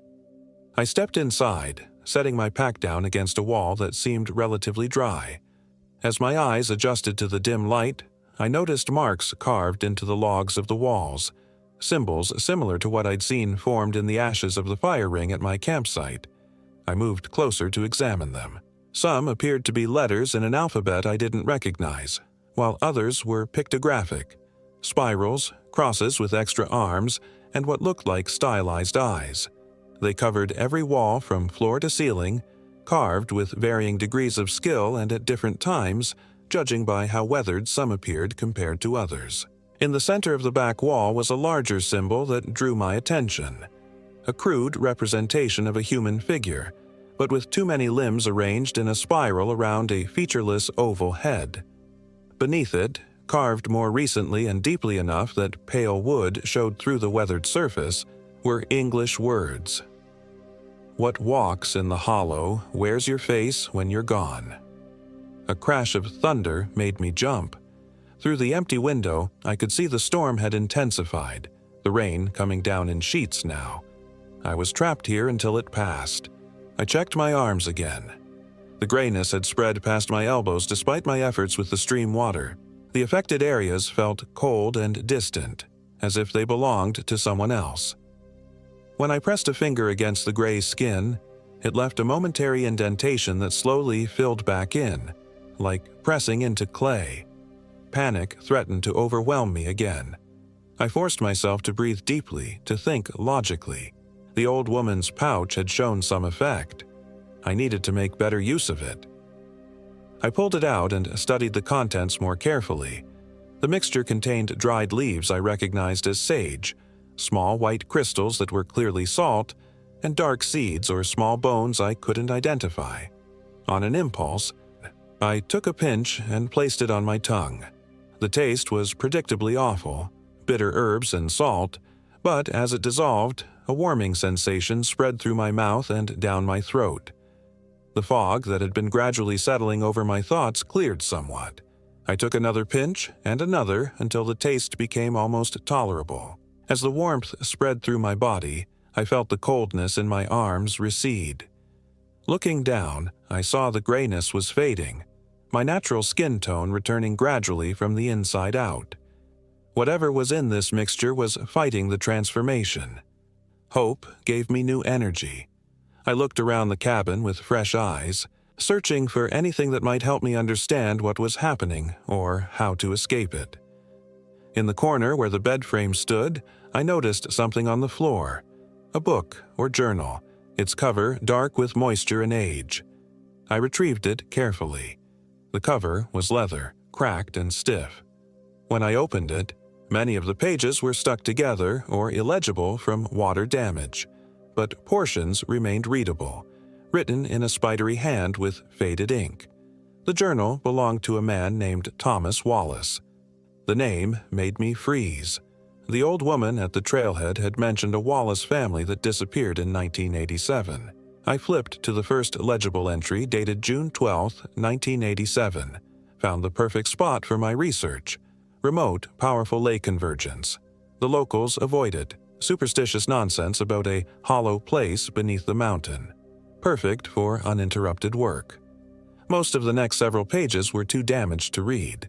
I skipped ahead to an entry dated July 3rd. Breakthrough today. The membrane between is thinner here than anywhere I've measured before. My instruments detect something massive on the other side. Not merely energy, but consciousness, intelligence. I've begun the summoning rituals. Mary is concerned, but she doesn't understand the importance of this work. The next legible entry was dated July 17th, the handwriting more hurried and less precise. It's working. Something is responding to the calls. The air in the ritual space has changed. Colder, denser. Mary and the children have been having nightmares. I hear them crying out in their sleep. Soon, they'll understand that some sacrifices are necessary for knowledge. July 25th was the final entry. The writing barely legible, as if written by a shaking hand. They're gone. Mary, the children, all gone. But something else is here now. It came through. It wears their faces, but they're not them anymore. Their skin is changing. Their eyes.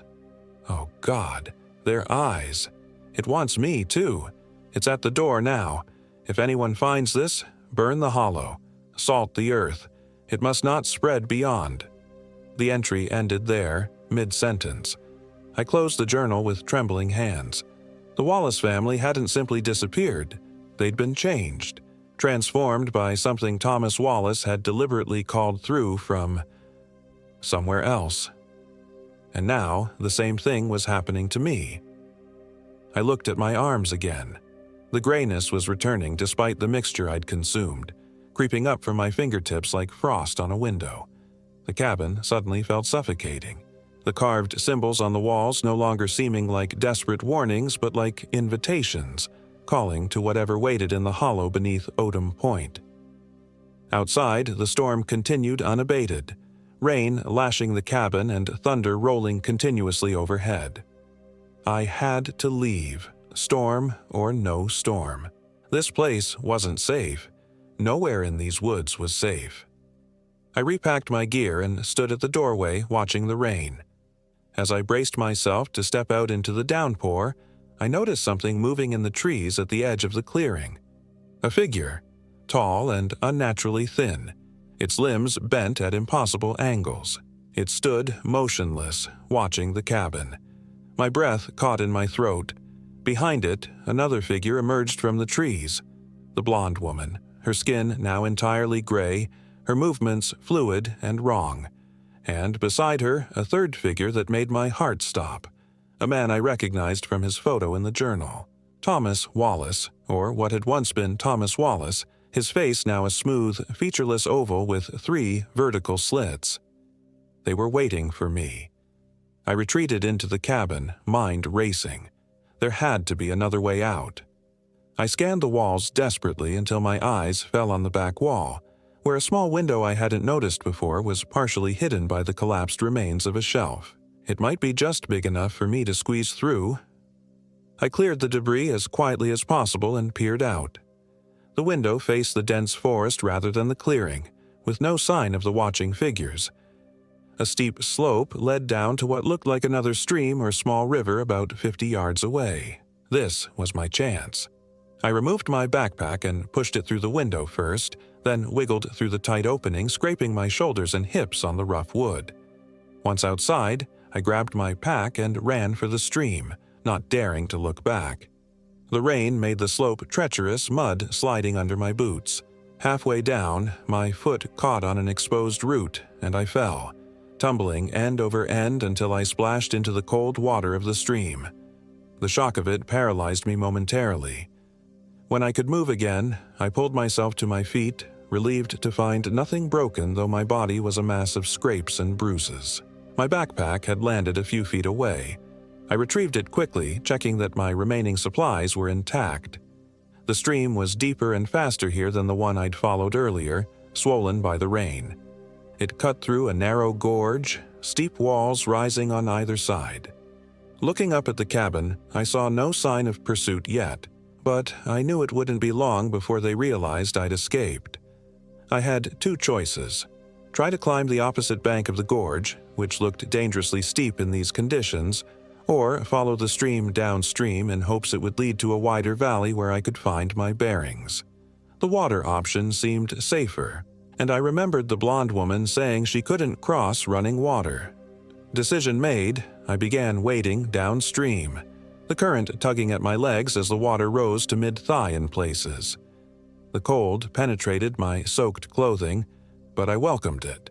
Where the water touched my gray-tinged skin, the transformation seemed to slow or even temporarily reverse. As I moved deeper into the gorge, the forest above grew denser, the canopy nearly blocking out the sky.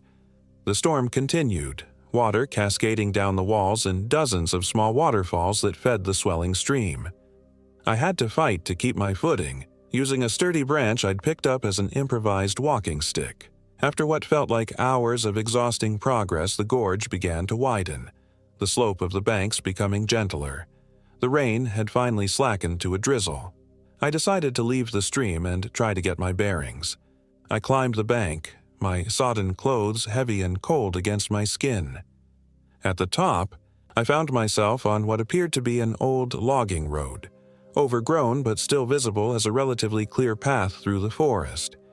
It had to lead somewhere. I checked my GPS, which was working again, though the signal flickered occasionally. According to the device, I was about 4 miles northwest of the visitor center, much closer to civilization than I dared hope. The main park road should be less than a mile east. As I oriented myself, I checked my arms again. The grayness had receded to below my elbows, and the affected areas felt warmer, more alive. The combination of the old woman's mixture and the immersion in running water was having an effect. For the first time since entering this nightmare, I felt a genuine spark of hope. I set off along the logging road, heading east toward where the park road should be. My pace was faster now, driven by the possibility of escape. The forest seemed less oppressive here, the trees spaced farther apart, the undergrowth less tangled. I even heard birdsong again, a sound so normal it brought tears to my eyes. As I rounded a bend in the road, I suddenly came face to face with another hiker, a man in his 40s with a salt and pepper beard and a red raincoat. He looked as startled to see me as I was to see him. "Are you okay?" he asked, concern evident in his face. "You look like you've been through hell." I must have been a sight, soaking wet, covered in mud and scratches, wild-eyed with fear and exhaustion. I opened my mouth to explain, but what could I possibly say that wouldn't sound insane? "I got lost," I managed. "There was a storm. Is the park road nearby?" He nodded, pointing over his shoulder. "About a quarter mile that way. I'm Mark, by the way. I'm a volunteer with park maintenance, checking the trails after the storm." "Emily," I replied automatically. Then, remembering the journal. "Have you ever heard of a place called Odom Point? Or the Wallace family?"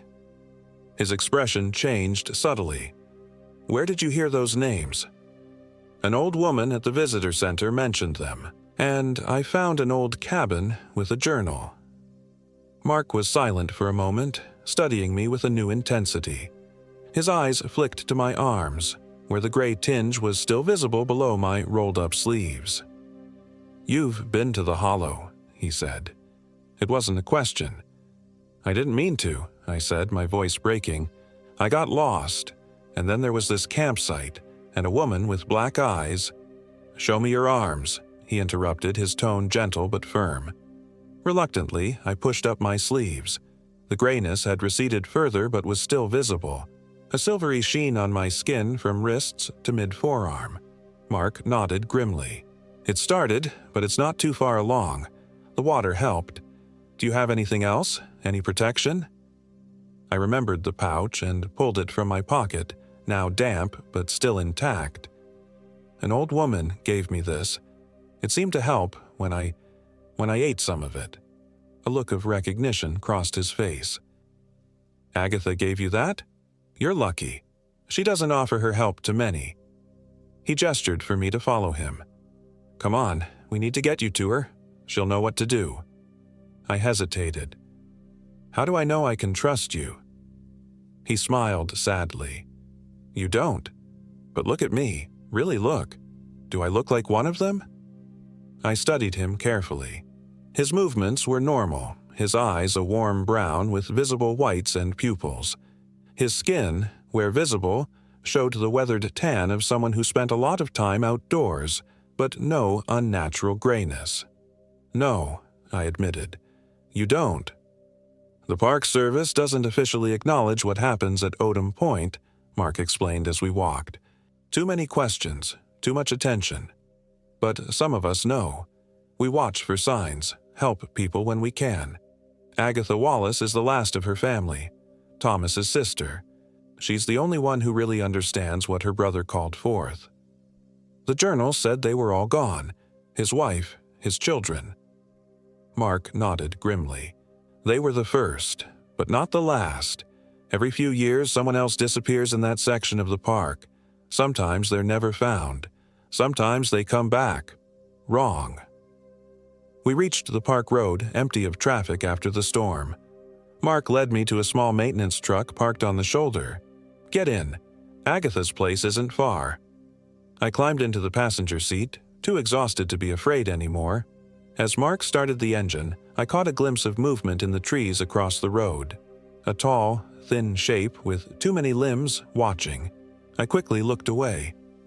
"They won't follow us on the roads," Mark said, noticing my fear. "Too many people. Too much iron and salt. They have to stay close to the hollow." "What are they?" I asked, dreading the answer. "Agatha calls them the Hollow Ones. They're not from here, not from anywhere humans were meant to know. Thomas found a thin spot between worlds and tore it open." He glanced at me. "They want to spread, to change more of us. They're patient. They've been working on it for decades." We drove in silence for a while, following the winding park road through the forest and then onto smaller county roads. Eventually, we turned onto a dirt driveway that led to a small white farmhouse surrounded by ancient oak trees. Chickens pecked in the yard, and an herb garden grew in neat rows along the southern wall of the house. The old woman from the visitor center was waiting on the porch, her silver hair gleaming in the late afternoon sun. She didn't seem surprised to see us. "Bring her in, Mark," she called as we approached. "The change is still on her." Inside, the house smelled of herbs and wood smoke. The main room was cluttered but clean, with bundles of dried plants hanging from the ceiling beams and shelves lined with jars of various contents. A fire burned in a stone hearth despite the summer heat.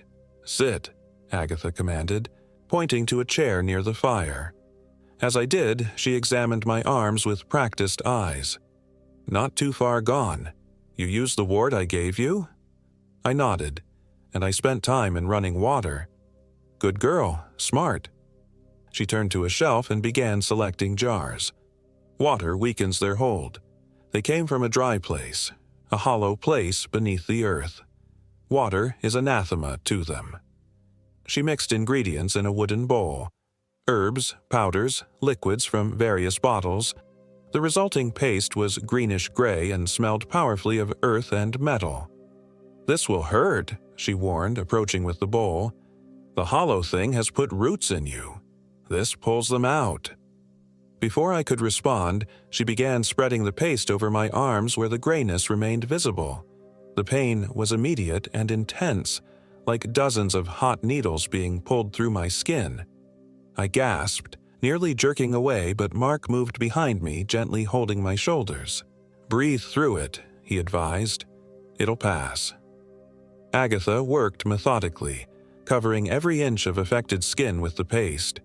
As the pain built to an almost unbearable level, the paste began to change color, darkening to a deep blue-black. With it, the grayness seemed to be drawn out of my skin, absorbed into the mixture. When she finished, Agatha wiped her hands on a cloth and stepped back. "Now we wait, and you tell me everything, every detail of what you saw and experienced in those woods." So I did. I told them about the campsite at Turnipseed, the whispers in the night, the unnatural fire. I described finding the abandoned campsite at Odom Point, the camera with its horrifying final image, the blue dust that covered everything. I told them about the blonde woman with black eyes, the cabin with its carved symbols, and the journal that revealed Thomas Wallace's fatal curiosity. As I spoke, the pain in my arms gradually subsided. Agatha listened without interruption, occasionally nodding as if confirming things she already knew. When I finished, she sighed deeply. "It's getting stronger," she said, more to Mark than to me. "Finding new ways to lure people to the hollow. The campsite is new, a trap using one victim to catch another." "The woman in the photos," I said. "Who was she?" "A hiker named Rebecca Simmons," Mark replied. "Reported missing 3 weeks ago. Search and rescue found no trace of her." "Can you help her?" I asked. "Like you're helping me?" Agatha shook her head sadly. "She's gone too far into the change. Once the eyes turn, there's no bringing them back. They belong to the hollow then." She checked my arms, now clean of grayness though the skin remained reddened and tender. "You're lucky. A day or two more, and you'd have been beyond my help too." "What happens now?" I asked. "You leave this place," she said firmly. "Go far away and don't come back. The hollow knows you now. It will call to you in dreams, try to draw you back. But what about other people? Hikers who don't know the danger?" Mark and Agatha exchanged glances. "We do what we can," Mark said. "I patrol that section of the park, steer people away when possible. Agatha gives protection to those she senses might need it. But we can't close the park, can't fence off the area without drawing attention." "And attention brings curious people," Agatha added. "People like my brother, who hear about strange occurrences and come looking for secrets best left buried." "There must be something more we can do," I insisted. Agatha studied me for a long moment. "The hollow is a wound between worlds. My brother opened it wider with his rituals, but he didn't create it. It's been there since before people came to these mountains. It can't be closed, not completely, but it can be contained." She stood and went to a wooden chest in the corner of the room. From it, she withdrew a small leather-bound book, its cover worn smooth with age and handling. "This contains the rituals that keep the hollow in check, bind the thin places so they don't tear further. I've maintained them for 30 years since Thomas's mistake. But I'm getting old. The work needs younger hands." I understood then what she was offering: a purpose, a responsibility, a way to protect others from experiencing what I had, from becoming like the blonde woman with black eyes or whatever remained of Thomas Wallace. "It's not a decision to make lightly," Mark cautioned. "Once you know these things, really know them, you can never go back to not knowing. There are other hollows, other thin places. Once you learn to see them, you'll see them everywhere." I thought about my life before entering these woods, my failed marriage, my aimless attempts to rebuild something meaningful. I thought about the camera hanging from the branch, the last normal photos of a woman who would never return to her loved ones. I thought about what might have happened if Agatha hadn't given me the protective pouch, if I hadn't found the stream, if Mark hadn't found me. "I'll do it," I said. "Teach me." Agatha nodded as if she'd expected nothing less. "We begin tonight. The hollow must be reminded of its boundaries." As dusk fell, we prepared for what Agatha called the binding. I was given a bath of salted water infused with herbs, scrubbing away the last traces of the hollow's influence. Clean clothes were provided, simple garments of natural fibers, no synthetic materials. Mark drove us back into the park, taking service roads I hadn't known existed. We parked at a small clearing about a mile from Odom Point. From there, we proceeded on foot, carrying supplies in canvas bags, salt, iron filings, bundles of herbs, candles made of beeswax and blood. "We don't go to the hollow itself," Agatha explained as we hiked. "We work the binding from the edges, reinforcing the barriers." We stopped at specific points around the perimeter of what Agatha called the influenced area, marking each with patterns of salt and iron, lighting candles, speaking words in a language I didn't recognize but somehow understood on some deeper level. At each site, Agatha showed me the proper arrangements, the correct words, the timing of each element of the ritual. As we worked, I began to sense something, a presence, vast and alien, pressing against some invisible membrane that separated its reality from ours. I felt its awareness, its hunger, its ancient patience, and I felt its anger at our work, the way it recoiled from our boundaries. At the final site, as we completed the binding ritual, I heard it, not with my ears, but in my mind. A voice like the grinding of stone, speaking words I couldn't comprehend but that filled me with a profound dread. A promise that one day the binding would fail. A promise that it would wait, however long it took. When we finished, the first light of dawn was breaking over the mountains. We made our way back to the service road in silence, each lost in our own thoughts. I felt changed in ways I couldn't fully articulate, as if I now perceived an additional layer of reality, a hidden dimension to the world I had previously moved through unaware. "You felt it," Agatha said as we drove back to her house. Not a question, I nodded. "It knows us now." "It's always known me," she replied. "I'm a Wallace, but yes, it knows you too, and it will remember. What will happen to the people it's taken? Rebecca? The others?" Agatha was silent for a moment. "They serve the Hollow. They help it find new vessels, and when the Hollow finally breaks through completely, if it ever does, they will be its first soldiers in our world." The implications of that were too terrible to contemplate. Back at Agatha's house, she gave me the leather-bound book and a smaller version of the pouch she'd first offered me at the trailhead. "Read. Learn. Come back in a month and I'll teach you more." She fixed me with her penetrating gaze. "The binding must be renewed regularly. Are you still certain you want this knowledge, this responsibility?" I thought of the blonde woman, Rebecca, with her black eyes and wrong movements. I thought of what almost happened to me, what might still happen to others who wandered innocently into the Hollow's influence. "Yes," I said, "I'm certain." And so I became a guardian of the boundary between worlds, a keeper of secrets most people will never know. I moved to a small town near Chehaw State Park, taking a job that allows me flexible hours. Once a month, I join Agatha and Mark in renewing the bindings around Odom Point. I learn the old knowledge, the ways to recognize thin places and how to avoid them, how to protect those who might be vulnerable to their influence. Sometimes, hiking the safer trails of the park, I catch glimpses of tall, thin figures watching from between distant trees. Sometimes, on windy nights, I hear whispers in a language no human throat could produce.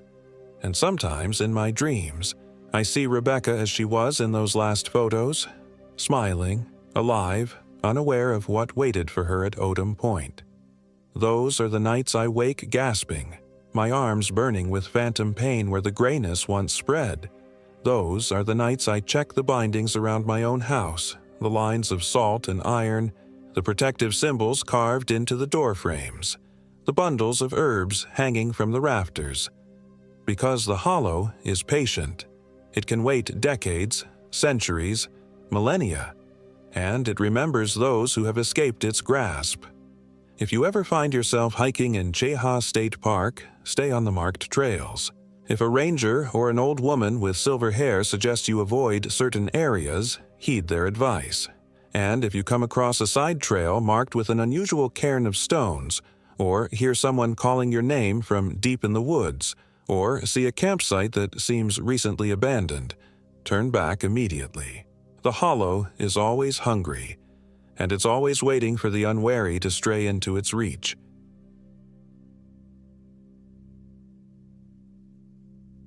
My name is Ryan Nelson, and I am 34 years old.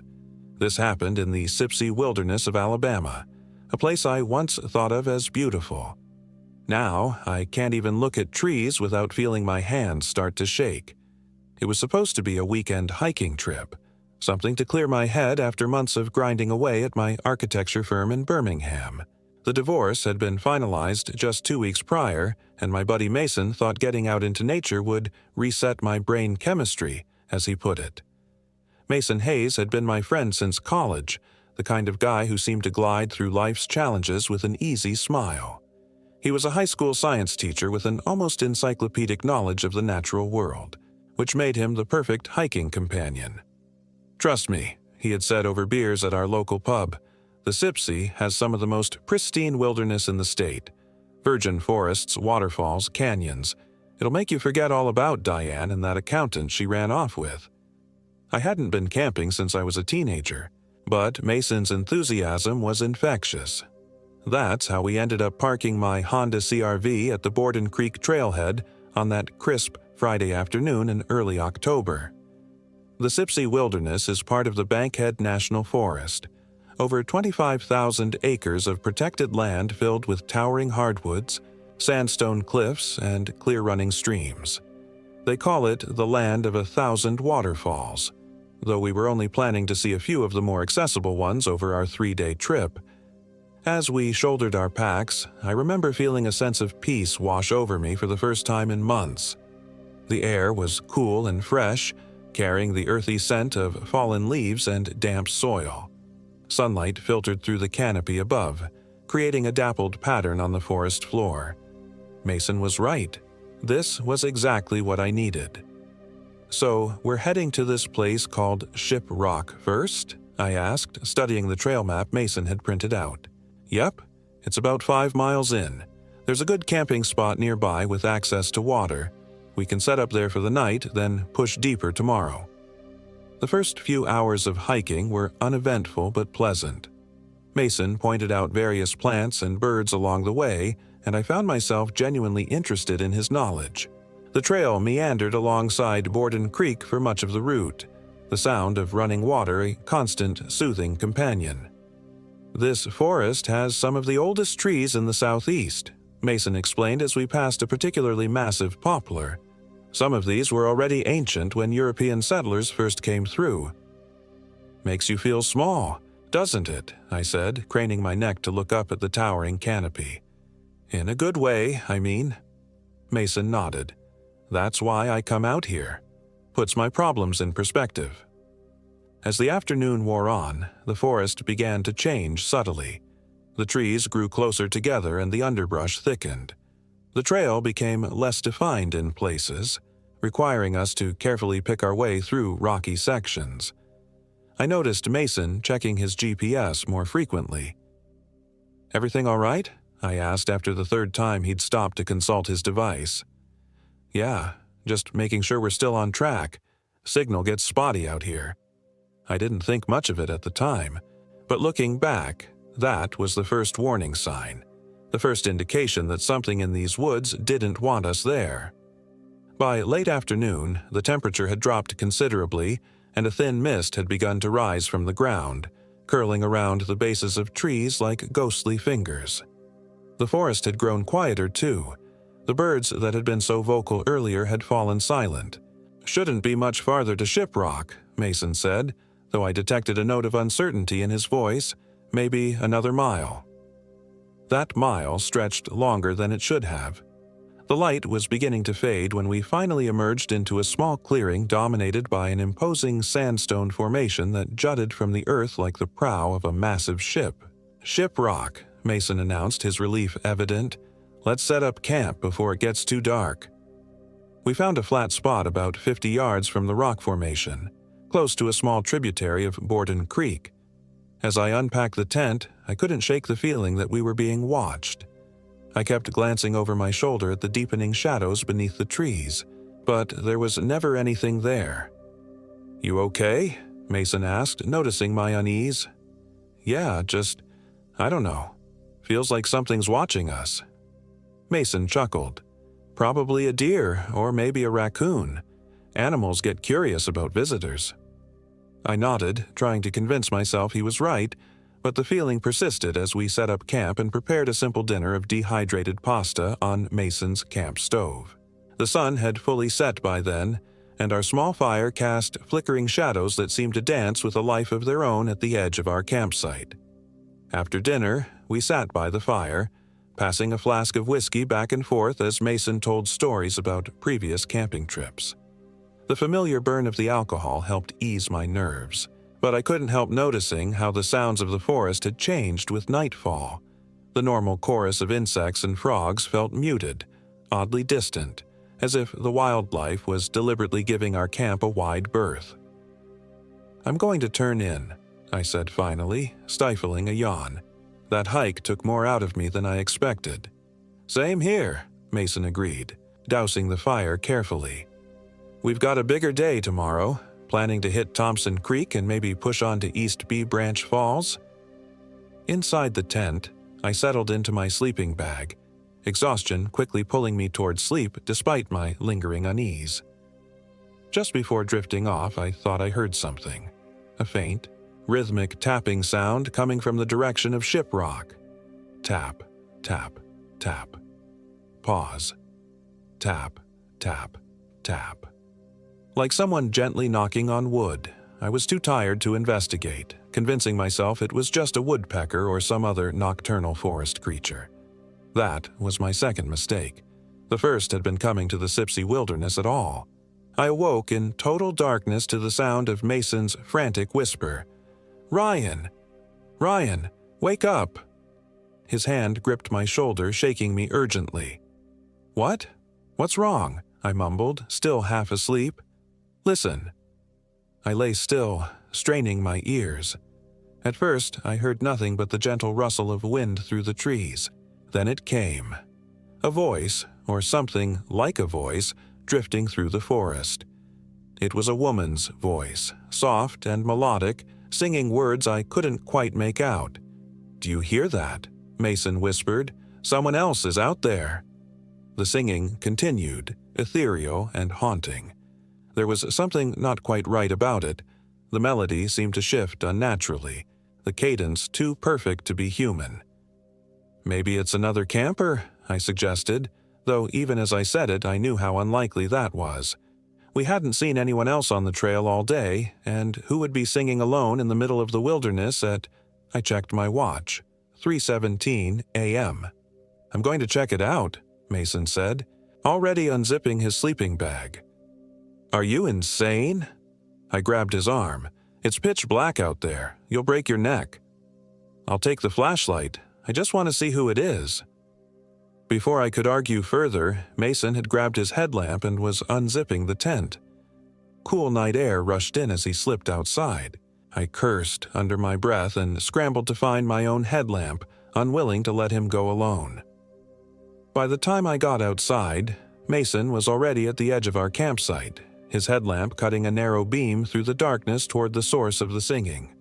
The voice was clearer now, the song recognizable as some kind of lullaby, though the words remained indistinct, as if sung in a language that was almost, but not quite, English.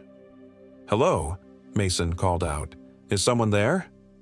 The singing stopped abruptly. The silence that followed was absolute. No wind, no insects, not even the sound of our own breathing seemed to penetrate it. "Mason, I think we should—" I never finished that sentence. A scream cut through the night. A woman's scream, filled with such anguish and terror that it froze the blood in my veins. It came from the same direction as the singing had, but there was nothing gentle or melodic about it. This was the sound of someone in unimaginable pain. Mason bolted toward the sound without hesitation. I shouted for him to stop, but he was already vanishing into the trees, his headlamp bobbing frantically through the darkness. "Mason!" I screamed, my voice sounding small and insignificant in the vast wilderness. "Mason, come back!" I stood frozen for several seconds, torn between the safety of our campsite and the need to follow my friend. Another scream decided me, this one cut off midway as if the person had been silenced. I charged after Mason, my headlamp barely illuminating the uneven ground as I stumbled through the underbrush. I ran blindly, branches whipping at my face, roots threatening to trip me with every step. I realized with growing horror that I had no idea which direction I was going. The forest looked completely different in the dark, and in my panic, I'd lost all sense of orientation. "Mason!" I called again, hearing the fear in my own voice. "Where are you?" No answer came. I stopped, panting, trying to control my racing heart as I listened intently for any sound that might lead me to my friend. The forest had returned to its unnatural silence, not even the whisper of wind disturbing the perfect stillness. Then I heard it. A soft, rhythmic sound coming from somewhere to my left. Tap, tap, tap. Pause. Tap, tap, tap. The same sound I'd heard earlier before falling asleep. I turned slowly, sweeping my headlamp in an arc until the beam caught something that made my heart stutter.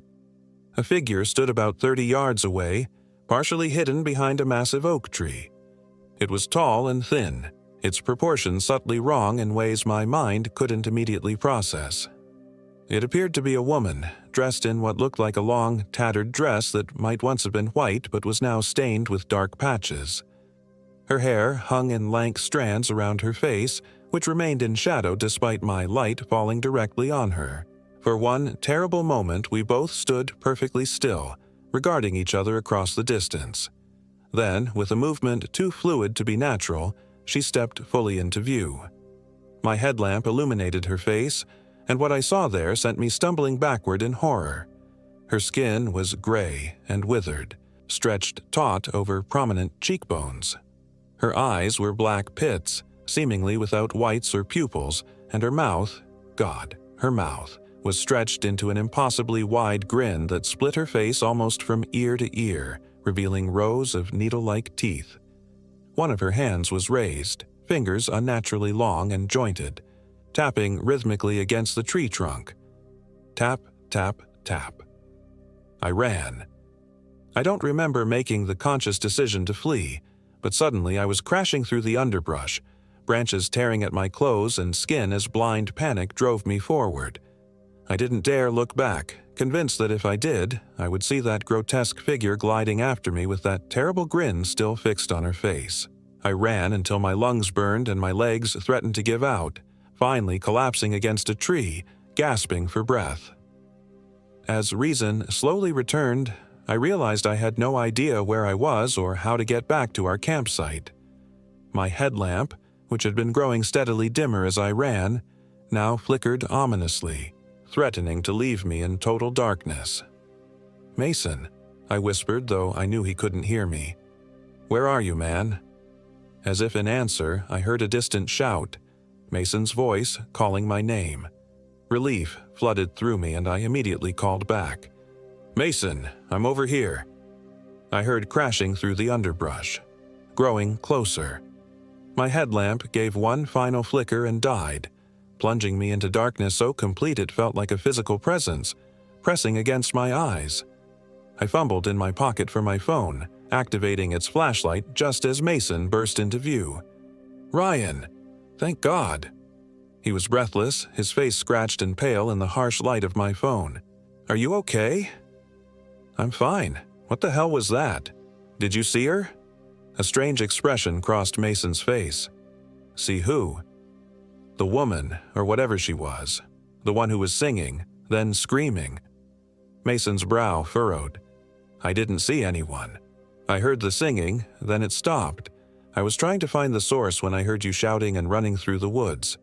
But the screaming, I didn't hear any screaming, Ryan. Just the singing, then nothing." I stared at him, a chill running down my spine that had nothing to do with the night air. "That's impossible. The screams were what made you run off in the first place." Mason shook his head slowly. "No. I went to investigate the singing, that's all. Something was very wrong. Either Mason was lying, but why would he? Or we had experienced completely different events.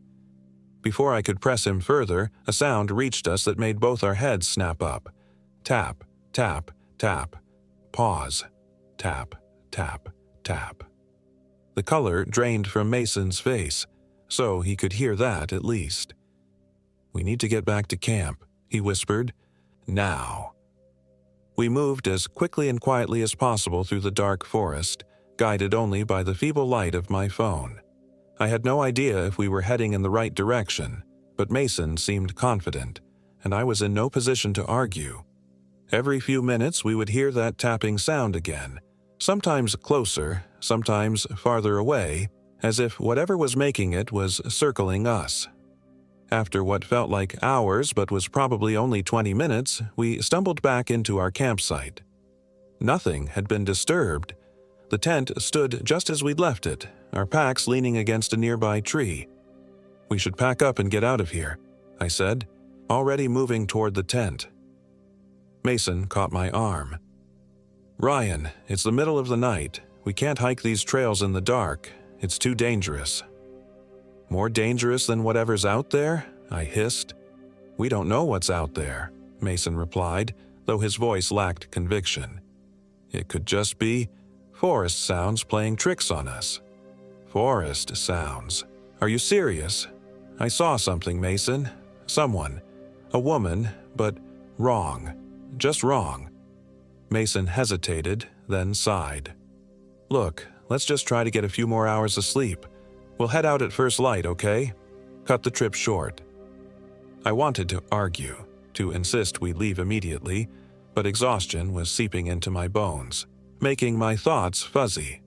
And Mason was right about one thing. Hiking these trails in the dark would be asking for a broken ankle or worse. "Fine," I conceded reluctantly, "but we're out of here the second it's light enough to see." Back in the tent, neither of us spoke as we settled into our sleeping bags. I lay on my back, staring at the tent ceiling, every sense alert for any sound from the forest outside. For a long time, there was nothing. Then, just as I was beginning to think we might make it to morning without further incident, it came again. The singing. Closer now, as if the singer were just outside our tent. The melody was eerie, rising and falling in patterns that made no musical sense, the words a jumble of sounds that almost, but never quite, resolved into language I could understand. Beside me, I felt Mason go rigid, so he could hear it too this time. "Ryan," he whispered, his voice tight with fear, "don't move." I lay perfectly still, barely breathing as the singing continued. A shadow passed across the tent wall, the silhouette of a figure moving slowly around our campsite.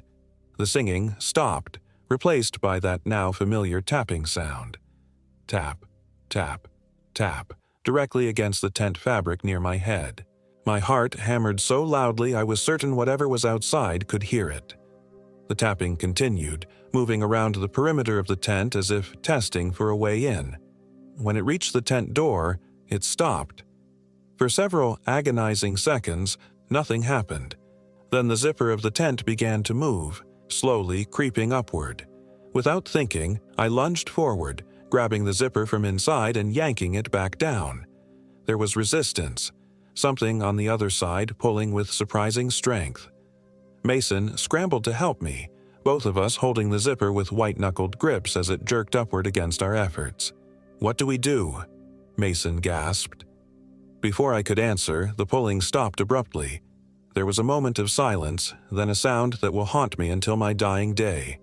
A low, wet chuckle directly outside the tent, followed by words spoken in a voice that was both feminine and horribly distorted, like someone speaking through a throat full of mud. "Little boy's lost in my woods. Come out, come out." Then the tapping began again, moving away from the tent and fading into the distance. We remained frozen, clutching the zipper until the sound had disappeared completely. "What the fuck was that?" Mason finally whispered, his voice cracking. "I don't know," I replied. "But we're not waiting until morning. We need to leave. Now." This time, Mason didn't argue.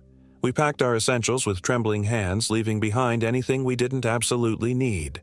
Within 10 minutes, we were ready to go, standing at the edge of our campsite with headlamps and flashlights illuminating the path back toward the trailhead. "Do you remember which way we came?" I asked, realizing with a sinking feeling that all directions looked equally dark and forbidding. Mason pulled out his phone to check the GPS, then swore. "No signal, but I think we need to head that way." He pointed southeast. If we can get back to Borden Creek, we can follow it out to the trailhead." It was a plan, if not a great one. We set off, moving as quickly as we dared in the darkness, both of us jumping at every snap of a twig or rustle of leaves. The forest felt alive around us, watching our desperate flight with ancient, malevolent interest. We had been hiking for about 20 minutes when Mason suddenly stopped, causing me to bump into him from behind. "What is it?" I whispered. "Do you hear water?" he asked, turning in a slow circle. I listened intently but heard nothing that sounded like a creek. "No. Why?" "We should have reached Borden Creek by now," Mason said, his voice tight with worry. "I think we're going the wrong way." A cold dread settled in my stomach. "Are we lost?" "Not lost," Mason insisted, though his expression said otherwise. "Just temporarily disoriented. Let me think." While Mason consulted his compass and the now useless GPS on his phone, I swept my flashlight across our surroundings. The trees here seemed older, their trunks wider, their branches twisting in strange, almost deliberate patterns. The underbrush was thinner too, as if these ancient giants had choked out any competing life. My light caught something pale among the trees, a flicker of white that vanished as quickly as it had appeared. I froze, tracking the spot with my beam, but whatever it was had gone. "Mason," I began, but he cut me off with a raised hand. "I know where we went wrong," he said, though I could tell he was just trying to sound confident. "We need to head more to the east. There's a ridge that way that should lead us back to the main trail." I didn't believe him, but I also had no better suggestion.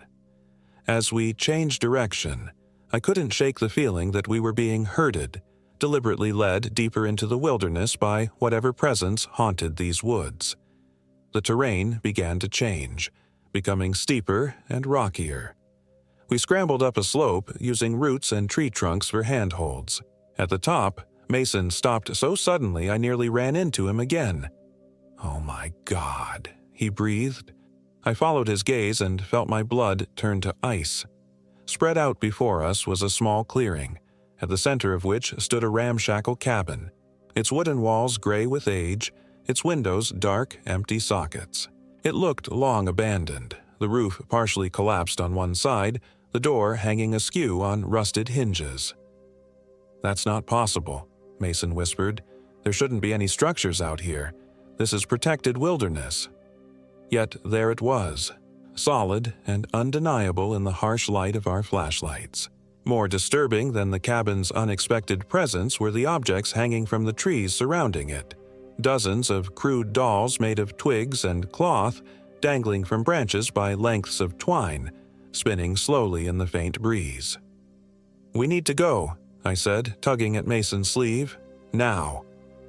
But Mason seemed transfixed by the sight, taking a step forward rather than back.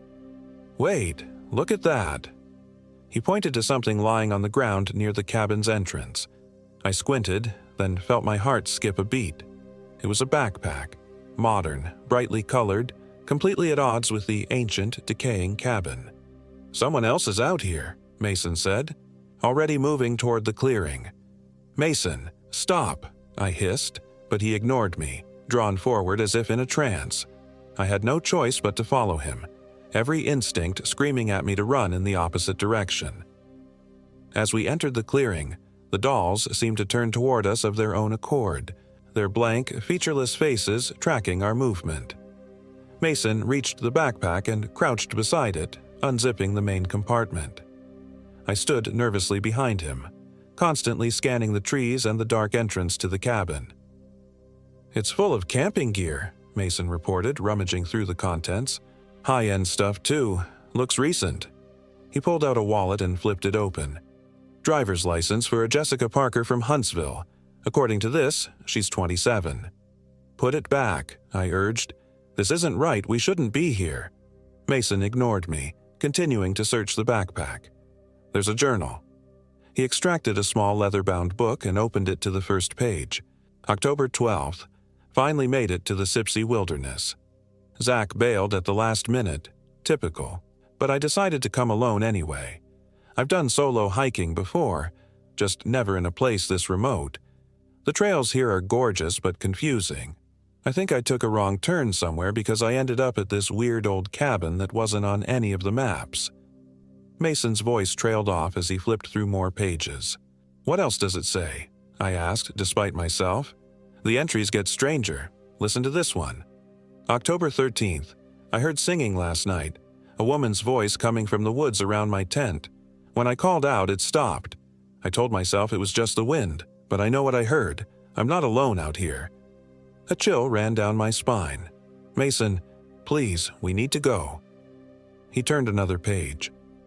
October 14th. I saw her today, standing at the edge of the clearing watching me.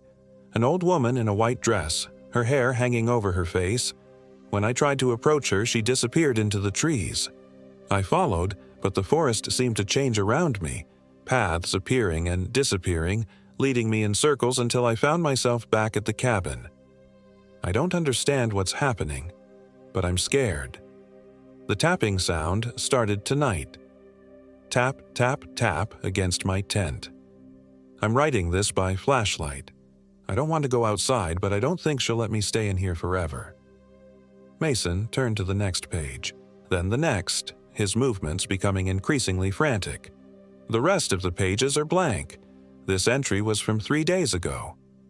A soft creak came from the direction of the cabin, the sound of the damaged door swinging slowly open. Both our flashlights swung toward the darkened entrance, illuminating nothing but impenetrable blackness beyond.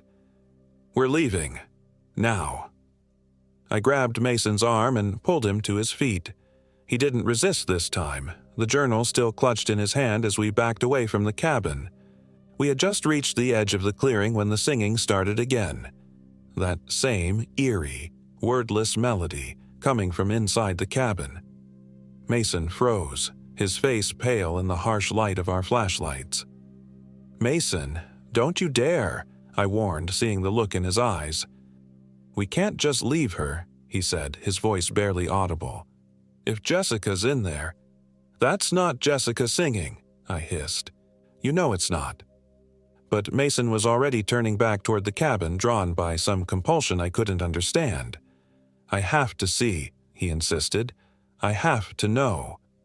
Before I could stop him, he was striding across the clearing toward the open door, his flashlight beam bouncing wildly. I stood paralyzed with indecision, every fiber of my being telling me to run, but unable to abandon my friend. Mason reached the cabin door and paused at the threshold, shining his light into the darkness within. For a moment, nothing happened. Then his body went rigid, his flashlight dropping from suddenly nerveless fingers to shatter on the ground. "Mason!" I screamed, starting forward despite my terror. He turned toward me with excruciating slowness, and even from 20 feet away, I could see that something was terribly wrong with his face. His eyes were wide and glassy, his expression frozen in a rictus of horror. When he spoke, his voice was strained, as if each word caused him physical pain. "Run," he managed, the single word emerging as a strangled gasp. "Ryan, Rue." He never finished. A pale hand with impossibly long fingers emerged from the darkness behind him, wrapping around his throat. Mason's body jerked once, violently, and then he was yanked backward into the cabin with such force that his feet left the ground. The door slammed shut behind him with a finality that sent me stumbling backward in horror. For one frozen moment, I stood staring at the now closed door, my mind refusing to process what I had just witnessed. Then Mason's scream tore through the night, a sound of such pure agony that it broke my paralysis and sent me fleeing blindly into the forest. I ran without direction or purpose, driven by mindless terror, branches whipping my face and tearing at my clothes. I fell countless times, scrambling back to my feet with the desperate energy of prey being pursued. Behind me, I thought I heard that wet, gurgling chuckle, always just out of sight but never far behind. I don't know how long I ran, or how far. Time seemed to lose all meaning in that endless nightmare of darkness and trees. Eventually, I collapsed against a fallen log, my lungs burning, my legs trembling with exhaustion. As I lay there, gasping for breath, a horrible realization settled over me. I was completely lost, alone in these haunted woods with whatever had taken Mason. Dawn found me huddled at the base of a massive oak, shivering with cold and fear. The forest looked different in the pale morning light, less menacing, more mundane, but I took no comfort in the change. I knew what lurked beneath the surface of this seemingly peaceful wilderness. With daylight to guide me, I set off in what I hoped was the direction of the trailhead, using the position of the rising sun to maintain a roughly eastern heading. I walked for hours, jumping at every sound, constantly looking over my shoulder. The feeling of being watched never left me, but whatever presence haunted these woods seemed content to merely observe me now, perhaps enjoying my fear and disorientation. It was early afternoon when I spotted a trail marker, a small metal blaze nailed to a tree trunk. Relief washed over me in a dizzying wave. I was back on an official trail, which meant I had a chance of finding my way out. I followed the markers with single-minded determination, ignoring my thirst and the growing blisters on my feet. The trail led me to a small footbridge crossing a familiar-looking creek. Borden Creek. I was on the main trail, perhaps a mile from the trailhead. With renewed energy, I pushed forward, finally emerging from the forest into the gravel parking lot where Mason and I had left my car just 2 days earlier. 2 days. It felt like a lifetime. I fumbled with my keys, my hands shaking so badly I could barely get them into the ignition. As the engine roared to life, I glanced in the rearview mirror and felt my heart nearly stop. For just an instant, I thought I saw a figure standing at the edge of the forest. A tall, thin woman in a tattered white dress, her face hidden behind a curtain of lank hair. But when I whipped around for a proper look, there was nothing there. I made it to the nearest ranger station in record time, nearly crashing my car as I skidded into the parking lot. The rangers listened to my incoherent story with increasing concern, immediately organizing a search party for Mason. I gave them coordinates for Shiprock and tried to describe the location of the cabin, though in the light of day, my account sounded deranged even to my own ears. They searched for 3 days. They found our campsite at Shiprock undisturbed except for our hastily abandoned gear. They found no trace of Mason, no mysterious cabin, no hanging dolls. On the 4th day, they discovered Jessica Parker's backpack, not by a cabin, but wedged between rocks near a waterfall nearly 2 miles from where Mason and I had found it. Of Jessica herself, there was no sign. The official report listed Mason as missing, presumed dead from a fall or other accident. They speculated that I had become disoriented and hallucinated much of what I described, a result of trauma and exposure. Jessica Parker remained a missing person, one of several hikers who had vanished in the Bankhead National Forest over the years. I know better. In my nightmares, I still hear that tapping sound, still see Mason's face frozen in horror as he was pulled into the darkness. Sometimes I wake to the faint sound of singing outside my bedroom window, a wordless, eerie melody that fades when I turn on the lights. I've done research since then, digging through local folklore and historical accounts. The Sipsey Wilderness has stories going back centuries, tales of an entity the early settlers called the Forest Hag, or sometimes the Singing Witch. Native American legends speak of a malevolent spirit that lured travelers from their paths, leading them deeper into the woods until they were hopelessly lost, then feeding on their fear before taking their lives. I saw an article last week about 2 college students who went missing in the Bankhead National Forest. They were last seen heading into the Sipsey Wilderness for a weekend camping trip. The search parties found nothing. They never will. Sometimes in my darkest moments, I consider going back, not to find Mason, because I know he's gone, but to confront whatever took him, to face the singing woman in the white dress and end this nightmare one way or another. But then I remember that sound, tap, tap, tap against the tent, and the laughter that followed, and I know I never will. Some parts of the wilderness should remain untouched, some creatures left undisturbed, The Sipsey has its secrets, and it keeps them buried beneath ancient roots and fallen leaves, where no amount of searching will ever bring them to light. My name is Ryan Nelson, and this is my warning. If you ever find yourself in the Sipsey wilderness and hear singing in the night, don't follow it. Don't investigate. Pack up your things and leave immediately while you still can, because she's always looking for more lost souls to add to her collection, and once she sets her sights on you, the forest itself becomes her ally, paths shifting and changing until escape becomes impossible. And if you hear tapping in the night, tap, tap, tap against your tent or your window or your bedroom door, don't answer it. Don't even acknowledge it. Cover your ears and pray for morning, because the singing witch of Sipsey is patient, and she has all the time in the world to wait for you to make that one fatal mistake.